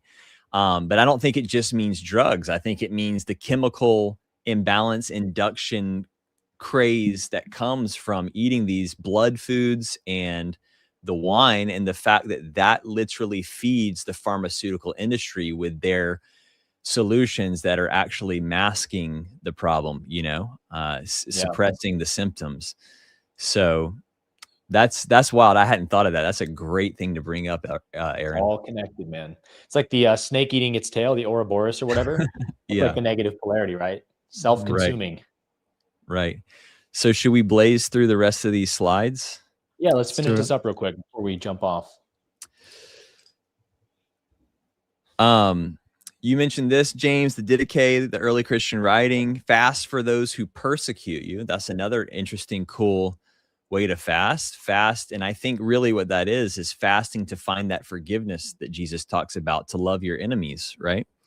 They had mandatory fasting for baptism, which you discussed, and do not fast with the hypocrites. So there is an important notion, I think, to which we'll talk about later. There's totally public communal fasts that you can do, which is what I'm doing. Some people will try to, in comment sections, they say, wait, Jesus said fast in secret and don't let anyone know. That isn't what he was actually saying. He was saying wear your hair normal or whatever. Don't make yourself look sad and sorrowful and like you're suffering, because that's a performative act, right? But as we'll see later, there are tons of Old Testament prophets that fasted publicly to inspire change, and they did. Empires fell and all of that. So, but he's saying still during that time, it's good to distance yourself from those who may bring you down in that time, to really keep yourself close with God and on your path. So we see the early tradition had these, these regulations for how they structured fasts. Now, this one I want to cover really quick. It's another one, like I just said, the rebuttals that I get a lot with this, not only with this, but especially with consuming animal flesh. And that's our favorite Apostle Paul, in his pseudo Paul, first Timothy here, because no scholar believes that Paul actually wrote Timothy. But still, let's even just assume that he did, or that it's based on his writings. 1 Timothy 4:3 comes across like Paul is condemning those who command you to abstain from certain foods. Now, in the King James, it says who command you to abstain from certain meats, because the old English term for food was meat. Therefore, I get blasted in my comment sections all the time, because he goes on to say that this is a doctrine of demons. Anyone who teaches or commands you to abstain from meats, which is really foods, they're teaching a doctrine of demons. So they call me a demon, basically, for talking about this stuff. And I get it all the time. So I want to break this down a little bit more, and how ironically it's really the reverse connotation. So the Greek structure of that sentence is missing the word in Greek that would translate as commanding. And in fact, if you go to Bible Hub or any, actual study Bible, it'll show commanding in brackets in the English, because it's not there. It's added later in our text. So essentially, the way the Greek works is the abstaining then connects to the first forbidding to marry. So it's forbidding. What he's saying is those who forbid you to marry and those who forbid you to abstain from certain foods. It connects to that forbidding. So he's actually saying the reverse. Beware of those who are teaching the doctrine of demons that will forbid you from abstaining from certain foods, which is what we talked about earlier. This whole tradition and how it's come, where they're trying to remove or trying to actually stand against the practice of fasting. And then what people will go on to say from that is they'll say, well, but the following verse says that accept it because it's every good creature of God has been given to us with and should be received with thanksgiving. And that word creatures there, especially in the King James and in some others, but it's really creation, is katisma, I think is how it's pronounced. And it just means what God created in general. In Revelation, it refers to heaven, like God created heaven. But specifically in church tradition, it's the kind of sacramental, sacred elements of the religion, and marriage and fasting are two of the primary ones. So he's really referring there that marriage and fasting are creations of God that should be received with thanksgiving. So it's completely butchered by everyone who uses this verse to try to refute these arguments. So I just wanted to cover that for all the naysayers. Did you anything you want to add to that? Well, it's just great to see the way you pulled that out. I haven't read that verse in quite a long time, but with 1st and 2nd Timothy and Titus and stuff, the pseudo Paul letters, the way that this works is that scholars know Paul wrote many, many letters, and we only have a few of them. Even Paul mentions some of the letters that he's written that we don't have. And so it's not that these pseudo Pauline letters are like completely made up with absolutely no references to Paul. Not quite the case at all, in fact. I use this for the 2 Timothy 1:15, where Paul says, all those in Asia have rejected me. It's like, well, that's clearly coming from one of Paul's writings, that the forger of Timothy is writing this, copying some other letter he has from Paul, which is what they would do. They had all these letters they can use to sound like Paul. And why would you make that up if it wasn't true? That's according to textual criticism, that's called the criterion of embarrassment. I'm actually taking a class on textual criticism right now. And this goes as well for the fasting verses with Jesus. Why would they take out the Matthew 17 by prayer and fasting? Well, it definitely fits the criterion of embarrassment, because they don't want their Son of God to say that he can't cast a demon out without prayer and fasting. That goes against the version of Jesus they're trying to put forward. And so textual critics would look at that and say, well, that definitely fits in the criteria of embarrassment. And another one is the criterion of similarity, meaning, does Jesus mention fasting elsewhere? Oh, you bet he does. We just read a few passages. Fast for 40 days, Matthew 6, he instructs his followers about fasting. So it totally follows that he would say something like, this kind comes out not by prayer and fasting. So those are two more really good arguments from textual criticism and hermeneutics that this passage was definitely altered, right? 100%. And on that point, my first introduction into textual criticism in the very most infantile way that I started it a number of years ago was really this verse, funny enough, because it was around the time that I did my Daniel fast and I was studying fasting, and I found this discrepancy with it missing and went into it. And boy, did it break my brain, because I was still in the biblical infallibility framework pretty hardcore. And I was just like, how can this be? Like, how is this possible that this could be altered like this? And really that moment, I look back, and though I didn't really study textual criticism until much later, it really was my entry point, or the mustard seed that was planted that became all of my now understanding that we talk about of just how these texts were actually composed and compiled. And if everyone knew it and just came to it humbly, the proof is in the pudding. The capital T truth stands. So it's funny we have such a similar, we had such similar awakenings in this way, because for you it was the passage in 2 Timothy on fasting we just pulled out, and the Daniel fast and all that. For me, it was the misogyny of Paul in 2 Timothy, the passage where it's like, women, it's a shame for women to speak in church, keep their mouth shut. The church I got hired at was practicing this stuff, and I was newly married, and my wife's 20, I'm 23. And I'm like, yo, this is some crazy next level misogyny. There's no way that I would believe that that's the mouth of God speaking through Paul. And so I'm trying to harmonize Paul with other verses from Paul, and I can't find anything really positive Paul says about women to push it away from. So that started to wake me up and say, has this been changed or altered, or what's going on here? And I started digging deeper. So thank you, Paul, for waking us up to the truth, man. All right. So now we're getting into the good stuff. Foundational purpose of fasting. Why do we do it? We've now established that it is the tradition, and that it's a tradition that was tried to be covered up. But fasting is not necessarily just about willpower. You know, we talked about that. It does exercise your will or self-denial for its own sake, but it's about humbling oneself to draw near to God, to hear his will clearly, and to align one's life with it. You shall love the Lord your God with all your heart, soul, mind, and strength, and you shall love your neighbor as yourself. This is, love God, love people. It's the Jesus way kind of mantra.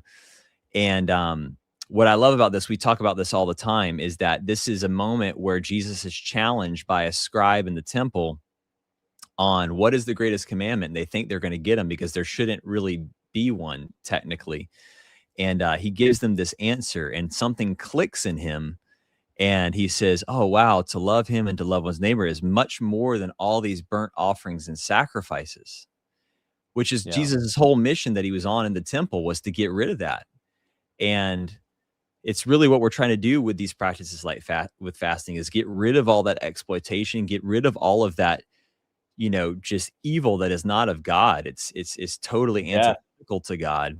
And I don't have it written here, but again, our favorite part of the verse is then Jesus responds, you are not far from the kingdom, to the scribe. And he never said that to anyone else in the whole scripture. And because this guy got that simple thing, though he was a scribe, the same group along with the Pharisees that Jesus is rebuking all the time, he says, you are not far from the kingdom. Why? Because he knew that core piece was the domino that sets the empire to pieces and allows the kingdom of heaven to flood in. So he wasn't far from it. He got it. He got it enough, and he was just needed that step to now live it out, and then he would be in the kingdom. So it's about aligning with God's will and getting that and tapping into the golden rule. So the spiritual and theological benefits, it's restoring the Edenic order. Fasting returns the body to a pre-sacrificial, blood sacrificial state. Genesis 1:29 says that God created the fruits and the herbs for human food. And it's a living protest against the ideology or theology of death, rehearsing the kingdom before it fully arrives. And you know this verse, I think, better, Aaron. You've pulled it out.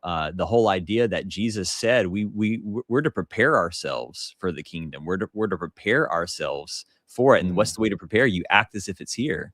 And if it's here, we know in Isaiah 11 it says there's no slaughter. There's none of that. So if you're not living that out, to what extent are you repelling the kingdom from actually manifesting? Is there a block from it being fully realized, right?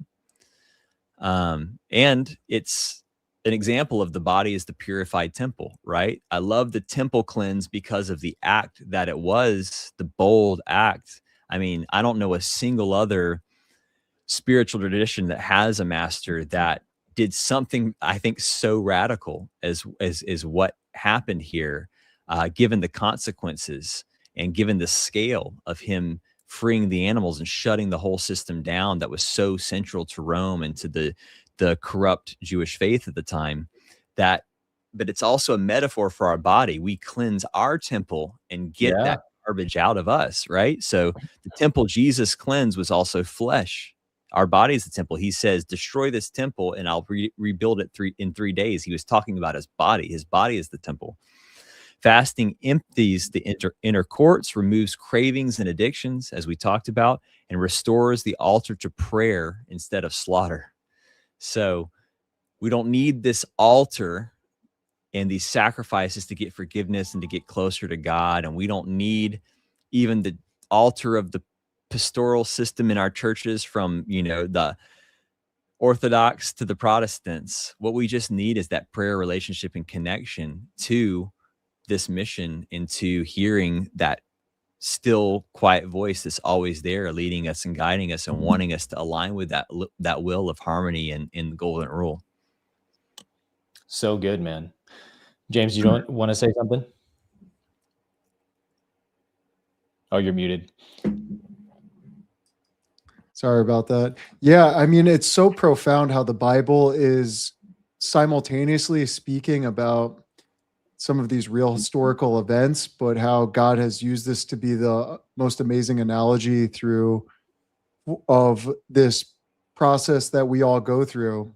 And kind of, there's the inner temple and the outer temple, and sacrifices externally and sacrifices internally, and there's good ones and bad ones, right?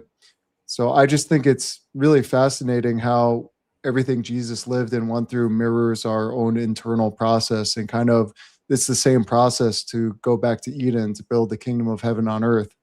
It's all right there if we can internalize it and meditate on it and start practicing the fasting, the baptism, the repentance, all of these things the early Christians practiced. Yeah. And Eden is an external reality, the kingdom of heaven that can be created on earth with the abundance, plant foods and fruit trees and food forestry and permaculture is insanely abundant and regenerative and builds on itself and can create and transform. Infinite. Yeah. There's a story of a cattle ranchers down in Brazil that went super viral a number of years ago, and they planted forests back on their cattle ranch, and their land was originally 15 to 20 degrees hotter than after they planted it, and rivers sprang out from their land that didn't exist there. I'm talking full-on wide rivers. The same thing's happening in Jordan. There's a guy doing a permaculture project in Jordan where he's growing food forests, and a river shot out of the ground there because the trees tap into the roots and bring the groundwater up, and they create a self-sustaining system, dude. Right? But that's also an inner analogy, right? That flora is also our gut flora, right? These things, alcohol and these foods, destroy our gut flora. But when we get the right fibers and the right carbs and the right sugars and the right mentality, we start to build this amazing gut flora, and the mind of the belly comes back online, and we have the peace of the kingdom, the peace of Eden within us. And I had a verse on that last slide from Jesus where he says, streams of living water will flow from their bellies, right? You've probably heard that. Yeah. And it John really 4. captures this concept, like we saw earlier, there's a condemnation that others follow the god of their belly. But here you've got waters. It's everything coming into the belly. I want to consume more and more, but now your belly becomes a stream of life pouring out to others in the world. Man, I mean, Yeah. it doesn't get more powerful than that to me. It's ringing some bells for me, thinking about the Essenes wanting to extend the human lifespan, something they were very much trying to do in their day and age to help prepare a way for the Messiah to be born. And they were doing a very good job at it. But if you think about, like, if you watch a documentary on the era of the dinosaurs, one of the things that they'll explain is that the reason that these creatures were so freaking massive, like unfathomably huge, and there's even like certain periods where bugs were gigantic, like human size, roaches and stuff. And you go, how could the creatures be so freaking huge back then? Well, they say it was because the oxygen level of the planet was way higher. And something about that allows, bodies and organisms to grow much larger and live much longer. Some of these dinosaurs were living hundreds and hundreds of years at these tectonic sizes. So when you think about that, it's pretty interesting. If we stop eating plants and we don't keep flourishing on planet Earth with plant life, we start eating animals, plant life starts to subside, oxygen level drops, human lifespan drops. It's an interesting thread to think about, right? If our whole planet is absolutely packed full of plant life, think about the oxygen-nitrogen balance of our planet would be way higher for oxygen. Oh, yeah. More oxygen equals more life. Actually, absolutely. Yeah. And meanwhile, they're talking about the issue of carbon in the atmosphere when plants literally feed on carbon. Yeah. Like we have so much carbon. It's great that we have more carbon.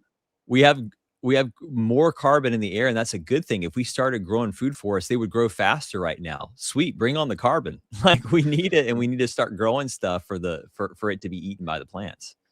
Yeah.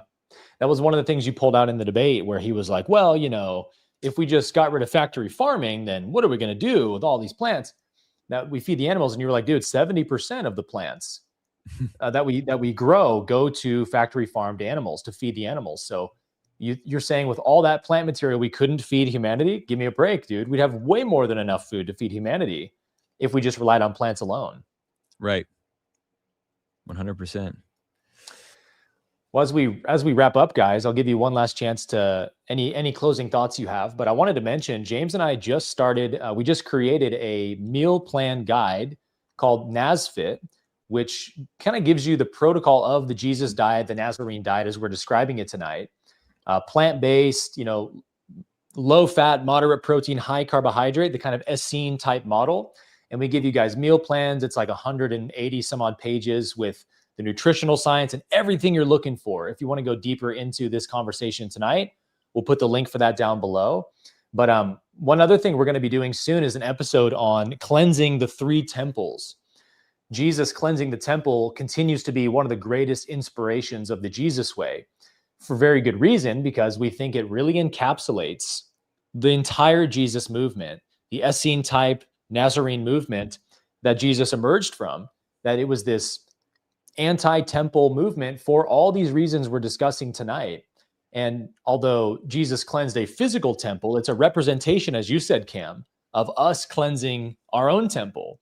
And even the Bible says your body's the temple of the Holy Spirit. But we actually have 3 temples, in a sense, we need to cleanse: the body, the mind, and the spirit. And fasting, we talk about this being, I think the title of the video I titled it was the most powerful spiritual practice was removed from the Bible. Well, the reason I think it might be the most powerful spiritual tool that we have is because fasting can help you to cleanse all 3 temples at once. Because although it begins on the physical level, as you're experiencing, cleansing the parasites and toxins out of the body, that brings more mental clarity. And then you can think better. You can connect better to truth, and you can start to question your thoughts, do the shadow work and so forth, cleansing the mental temple. You're going to face some demons when you do a fast, an extended fast. But then even the spiritual temple gets cleansed because you have to rely on God to get through a difficult fast. And you surrender your own personal will to the divine will. As Jesus says, man does not live by bread alone, but by every word that proceeds, that's present moment, proceeds from the mouth of God. So you have to depend spiritually on God when you're fasting. So these are 3 ways we cleanse all 3 of these temples to purify the vessel to allow more of the Christ to emanate through us. So it's something worth considering, guys, that fasting might be a new spiritual practice you can start incorporating into your routine. And I'll kick it to you, Cam, and then you, James, last. Actually, let's go to James first, and we'll finish with Cam for any final thoughts you want to leave our audience with today. Awesome. Well, this was so much fun. Fasting is truly one of the most profoundly beneficial spiritual practices we could do.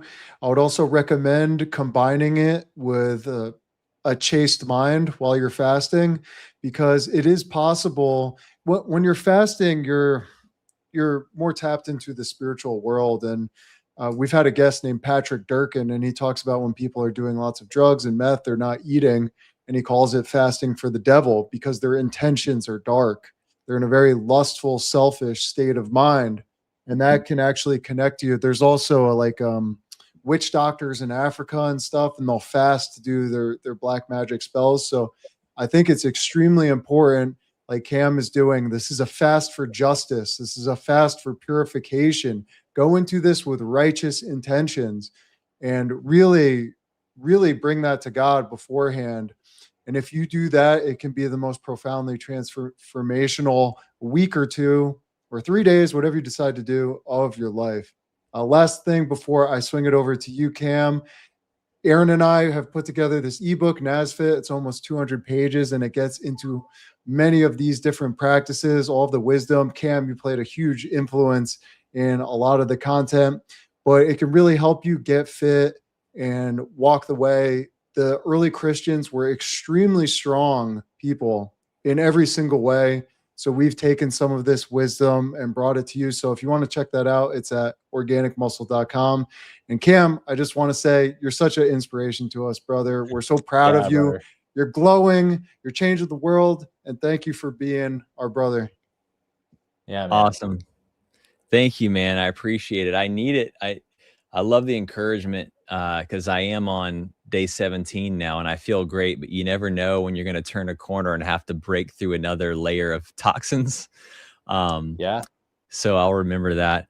If you don't mind, Aaron, what I'd love to conclude is I had just a couple more slides. I think it'll guide my conclusion. I'll make it really fast and just read through a couple things that I wanted to touch. And I think it'd be a great way for me to close it out. So we talked about what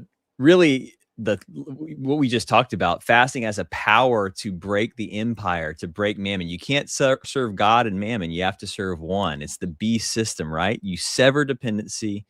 Revelation follows that fasting, and you align with the suffering of the innocent. So we saw that in a quote earlier from one of the fathers, that one way to fast is to fast for the suffering of others. Well, what do I mean by that? You really tap into this suffering that is happening on our planet in every way. But what we talk about all the time with what I believe to be is the greatest contributor to suffering on our planet, which is the 90 billion land animals, trillions of fish that are killed every single year, enslaved, exploited in the most horrific ways. I mean, the scale is unimaginable. Killing 90 billion animals a year is like killing the human population 10 times over every year. And recent estimates are actually that it's now 100 billion land animals. Wow. I mean, it's just unfathomable. There's no other issues, social cause, anything that has anywhere close to the level or scale of the suffering, not to mention the humans involved in the process, who most of them hate what they're doing if they haven't already psychologically broken and love it because they're now psychotic.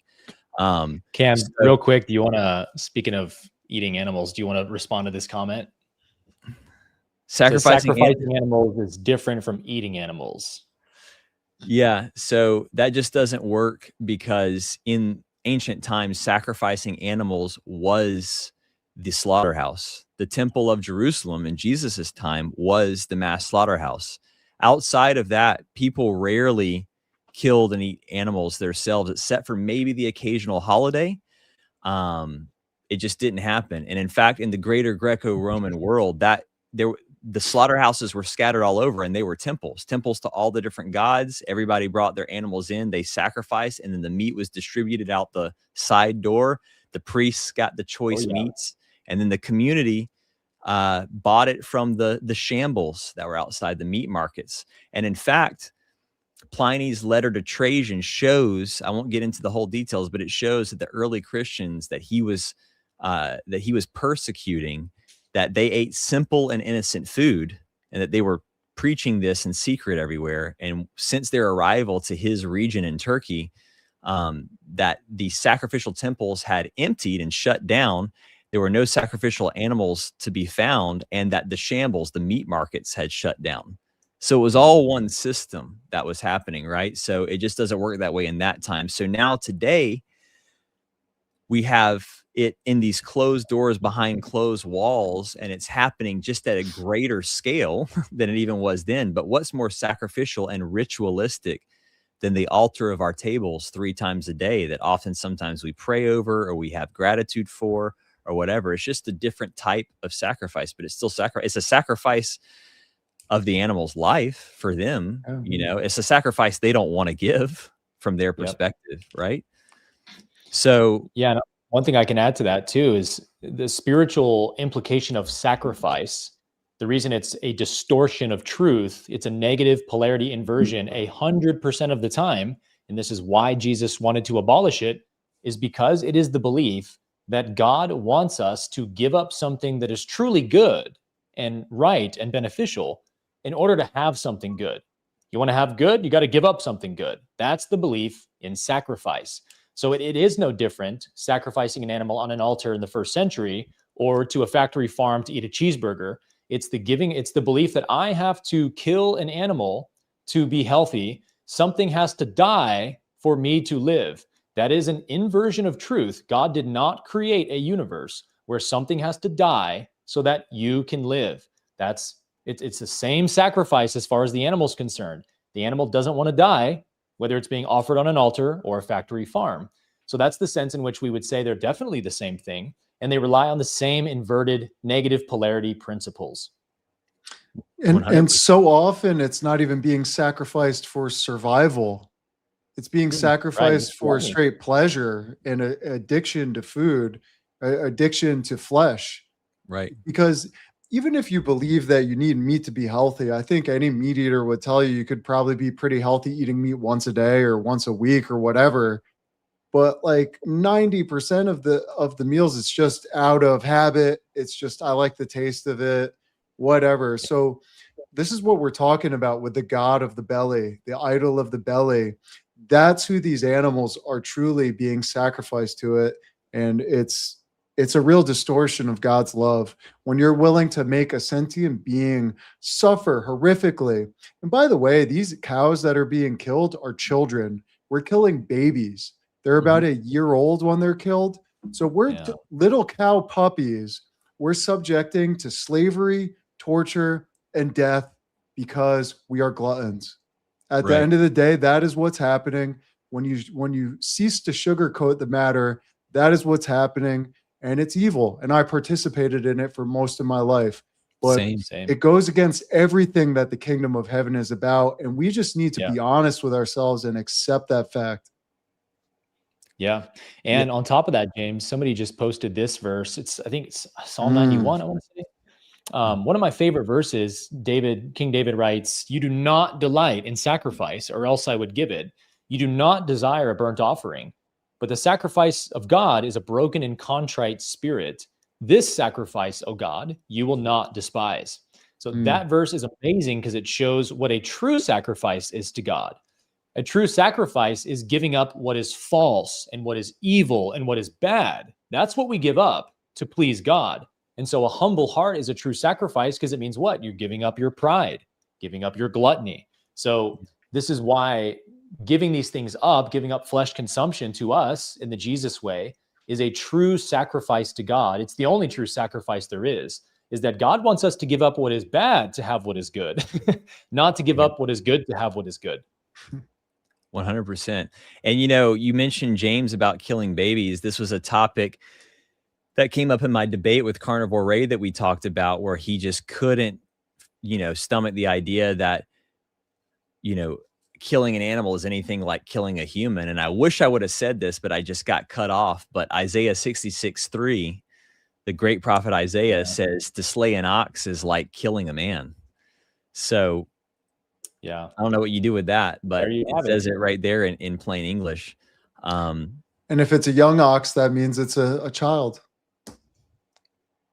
Exactly. Yep. So what I was going to close with, I had some slides on it, but I'll just riff. What I want to do with an inspiring moment now, after we talked about that, which is, hard to stomach. Those of you who are already on this path, or those of you who are considering, like I said earlier, to give it a shot. What I posed earlier in this live, if you missed it, is part of why I'm on day 17 of this fast and continuing to go is two reasons. Number one, I really want people to watch my film. If you haven't seen it, it's called Christspiracy. Gotta watch it. It's called Christspiracy. It talks about everything we just discussed in the last little closing here, with what's happening with animals and the spiritual and religious implications and the corruption of text and what Jesus really did in the temple. It is an investigative documentary that uncovers a 2,000-year cover-up that is, I believe, can change the world. And it's this topic that we're discussing. And we recently actually now put the film on wwjdfilm.com as well, under the title WWJD, What Would Jesus Do? What would Jesus do about all this suffering? What would Jesus do about all of this exploitation? And the reason why we did that is to make it more, easy to share for your fellow Christians or other people who may be skeptical about a film titled Christspiracy. So know that WWJD Film is live right now. Please, if you've seen it, share it, because I send these messages to James and Aaron all the time, where people have come to me from this podcast or from Aaron's channel or James's channel, or they've just come as strangers to my channel and they watch this film and it just changes everything for them. So share that. That's my number one thing. I'm going to start putting videos up actually of my fast on the website with my day. It's day 17, it's day 18. And the whole thing is, the more you guys watch, the more it's going to encourage me to keep going. So do that, because it's just the easiest 90-minute way to give someone the download on this. And if you haven't watched it, give it a shot. It's free. It's free on Christspiracy.com and wwjdfilm.com. And I think if you're skeptical about some of this film may clear up a little bit more. That being said, if you are on this journey already, or if you're close to stepping into abstaining in these ways from flesh, alcohol, and all of that, Lent's coming up. Give it a shot. If I can go this long without food, I'm pretty sure you can go 40 days without flesh and alcohol. You're not going to die. You might actually thrive. Who knows? You might actually thrive. So give it a shot.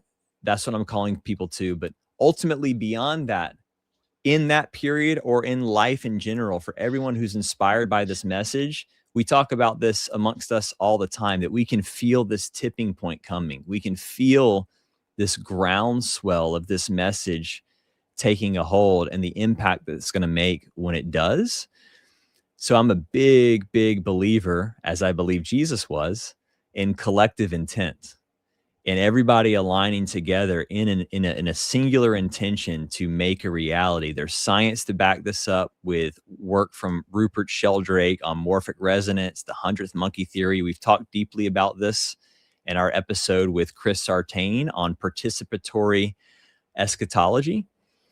And what we see is that when people align, and it can be a small remnant. Isaiah talks about the chapter in Isaiah, it's Isaiah 10, that a small remnant was able to bring faith to the masses and completely explode and overturn the tides, make waves, just a small remnant. But it's everybody coming together with a single focus. So that single focus is that golden rule principle for all others, including animals, and the kingdom of heaven being manifest on the earth now. Think about the positive aspect of that.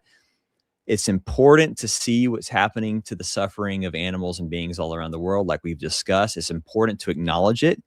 Then I think what's even more important is to visualizing it's over. It already happened. It's already been, there's already liberation. Jesus said, if you pray and believe you have received it, it will be yours, as if it's already here. So Mark 11:24. Exactly. So my encouragement to everyone is, if you're inspired by this message and you just want to see more people come to it, one of the easiest things you can do is take 5 minutes to 30 minutes or whatever time you have in the morning or at night and just sit and clearly visualize a world where where the kingdom message and the golden rule has spread worldwide. But don't even just visualize it, feel it as if you're there. What are the sensations? How do you feel about it? You know, feel the wind and the rain and the freedom of a cow. Experience yourself as a cow or a chicken or whatever, that now, because someone decided to not just serve the God of their belly just to put a steak on their plate or whatever, now that cow gets a life and he's free. Imagine what that cow is experiencing. Imagine the plants growing and just an abundance of fruit and beautiful, you know, array of all these foods, and we can eat them to our full pleasure. And all it does is just fuel more muscle growth, like you, Aaron, more gains, more plates on the deadlifts and the bench press. Visualize that world like it's your mission. And I think if we all do that, I mean, we got a lot of people in this chat. We got a lot of people that come to these episodes. I think that's a remnant, you know? So let's do it. That's my call to action. Watch my film if you haven't, share it, and let's collectively intend this into reality. It's amazing. Epic, brother. And this stuff works too. One last note, they've done experiments about this in war zones where people will get together and pray and visualize peace in that war zone, and peace will come. Violence will drastically reduce. So this is real. This is real science. This is God's universe. We can make this happen collectively. Everyone, please watch Christspiracy. This snowy weekend, if you haven't seen it, is the perfect time. Go check out Christspiracy. Absolutely changed my life, and hundreds of other people I know say it was the best documentary they've ever seen. Yeah, got to watch Christspiracy. And at the event we were just at in Miami this weekend that I spoke at, someone brought up, Dr. Brian Artist brought up the work of Dr. Isaru Emoto with the water crystallography. And a woman who worked with him and who's now pioneering his work is Veda Austin, who we're going to definitely get on this podcast. She's a good friend. And she has some amazing experiments, man, where she's taken one of them that was the most amazing that they talked about as well is the pasture-raised healthy chicken eggs versus the factory farmed eggs. And she put them all in a freezer and then looked at their crystallography. And the happy chicken eggs that were free range and loved and all that by their farmers had very beautiful geometry in their crystallography in the egg whites that they froze. The egg whites of the factory farm chickens were distorted and looked horrible because these were tortured beings. And the entropy, the suffering is literally in the crystallography of the structure in the water of the egg whites. And so she put a structured egg from a happy chicken surrounded by 12 unstructured eggs from the factory farm chickens. And then after, I think, 24 hours or something, froze them, looked at them under the microscope. And the one structured egg had begun to change all the other structures to be more harmonious to match it. So the incoherent fields rose to the level of the coherent field. The positive egg brought up all the negative eggs with it and made them more positive. So this shows a huge implication for the collective consciousness that each one of us that truly chooses the way of life. And the way of life begins with what's on your plate, guys. If you refuse to cooperate with suffering and murder and death, then you are like a coherent field that's helping to pick up all the unstructured fields around you. And just imagine, guys, if the whole world, if we as a civilization refuse to eat the flesh of dead animals, right, of murdered animals, if we won't even harm animals, how much more difficult is it to justify war and genocide like we've seen in Gaza? I mean, it would be unthinkable. If we won't even harm animals, why would we go murder and commit genocide on humans? But Right. if we do harm animals and we do commit genocide on animals every day over and over, well, then we're very much desensitized to it, desensitizing ourselves to it. And so it's just one more little step forward to justify doing it to humans. So if you want peace on earth, in my opinion, this is one of the big transitions that will happen at some point. It's only a matter of time. It's only a question of when, is the transition to a plant-based society, a no-harm civilization that refuses to eat the flesh of murdered animals. That is a huge step towards the fourth density or enlightened civilization we're becoming. And so we can participate in that now, which is the great opportunity we have. This is the participatory eschatology that we were talking about a few weeks ago with Chris Sartain. We participate in the kingdom of heaven when we live as if it's already here. And hands up if you think there's going to be any murder and genocide in heaven. Right. Didn't think so. To your point about war, I have to add, Pythagoras, one of our heroes and a predecessor to the earliest Essene in Jesus movement, said that as long as men kill animals, men will kill each other. And Yep. Leo Tolstoy, the great thinker and writer, he said, as long as there are slaughterhouses, there will be battlefields, because it's ultimately connected, right? Because even serial killers almost always started with animals. Ted Bundy, you name it, that's how it happened. So it totally is linked together. But the good news is, again, like it says in the prophets, that they shall lay their weapons down for plowshares in this kingdom of heaven, literally meaning the technology that was used to kill each other will be redirected to growing an abundance of food around the world, which is so exciting. We put all of that energy towards life instead of death. That's really inspiring. And to your point about the crystallization, Rupert Sheldrake did talks about a crystal experiment where there's this idea that crystals form these unique forms for the first time, unique, and then after that, the crystal structures start to form that form, and the more that form it, the easier it is for each structure to be formed. It's a pattern, so the more people do it, it actually makes it easier for everyone else to adopt in the morphic field. So we all rise together. So Cam, that's all. We call it Christalization. Yeah, there you go. That's right. New term unlocked. New t-shirt coming your way soon. Oh, that's really good. Christalization. I love it. Sweet. Well, guys, what a fun evening. Thanks for joining us on the live stream tonight, Cam, and taking us through the presentation in the middle of your fast. We wish you all the best and know that you're almost halfway there already, but we have no doubt for your ensured success on your 40-day fast.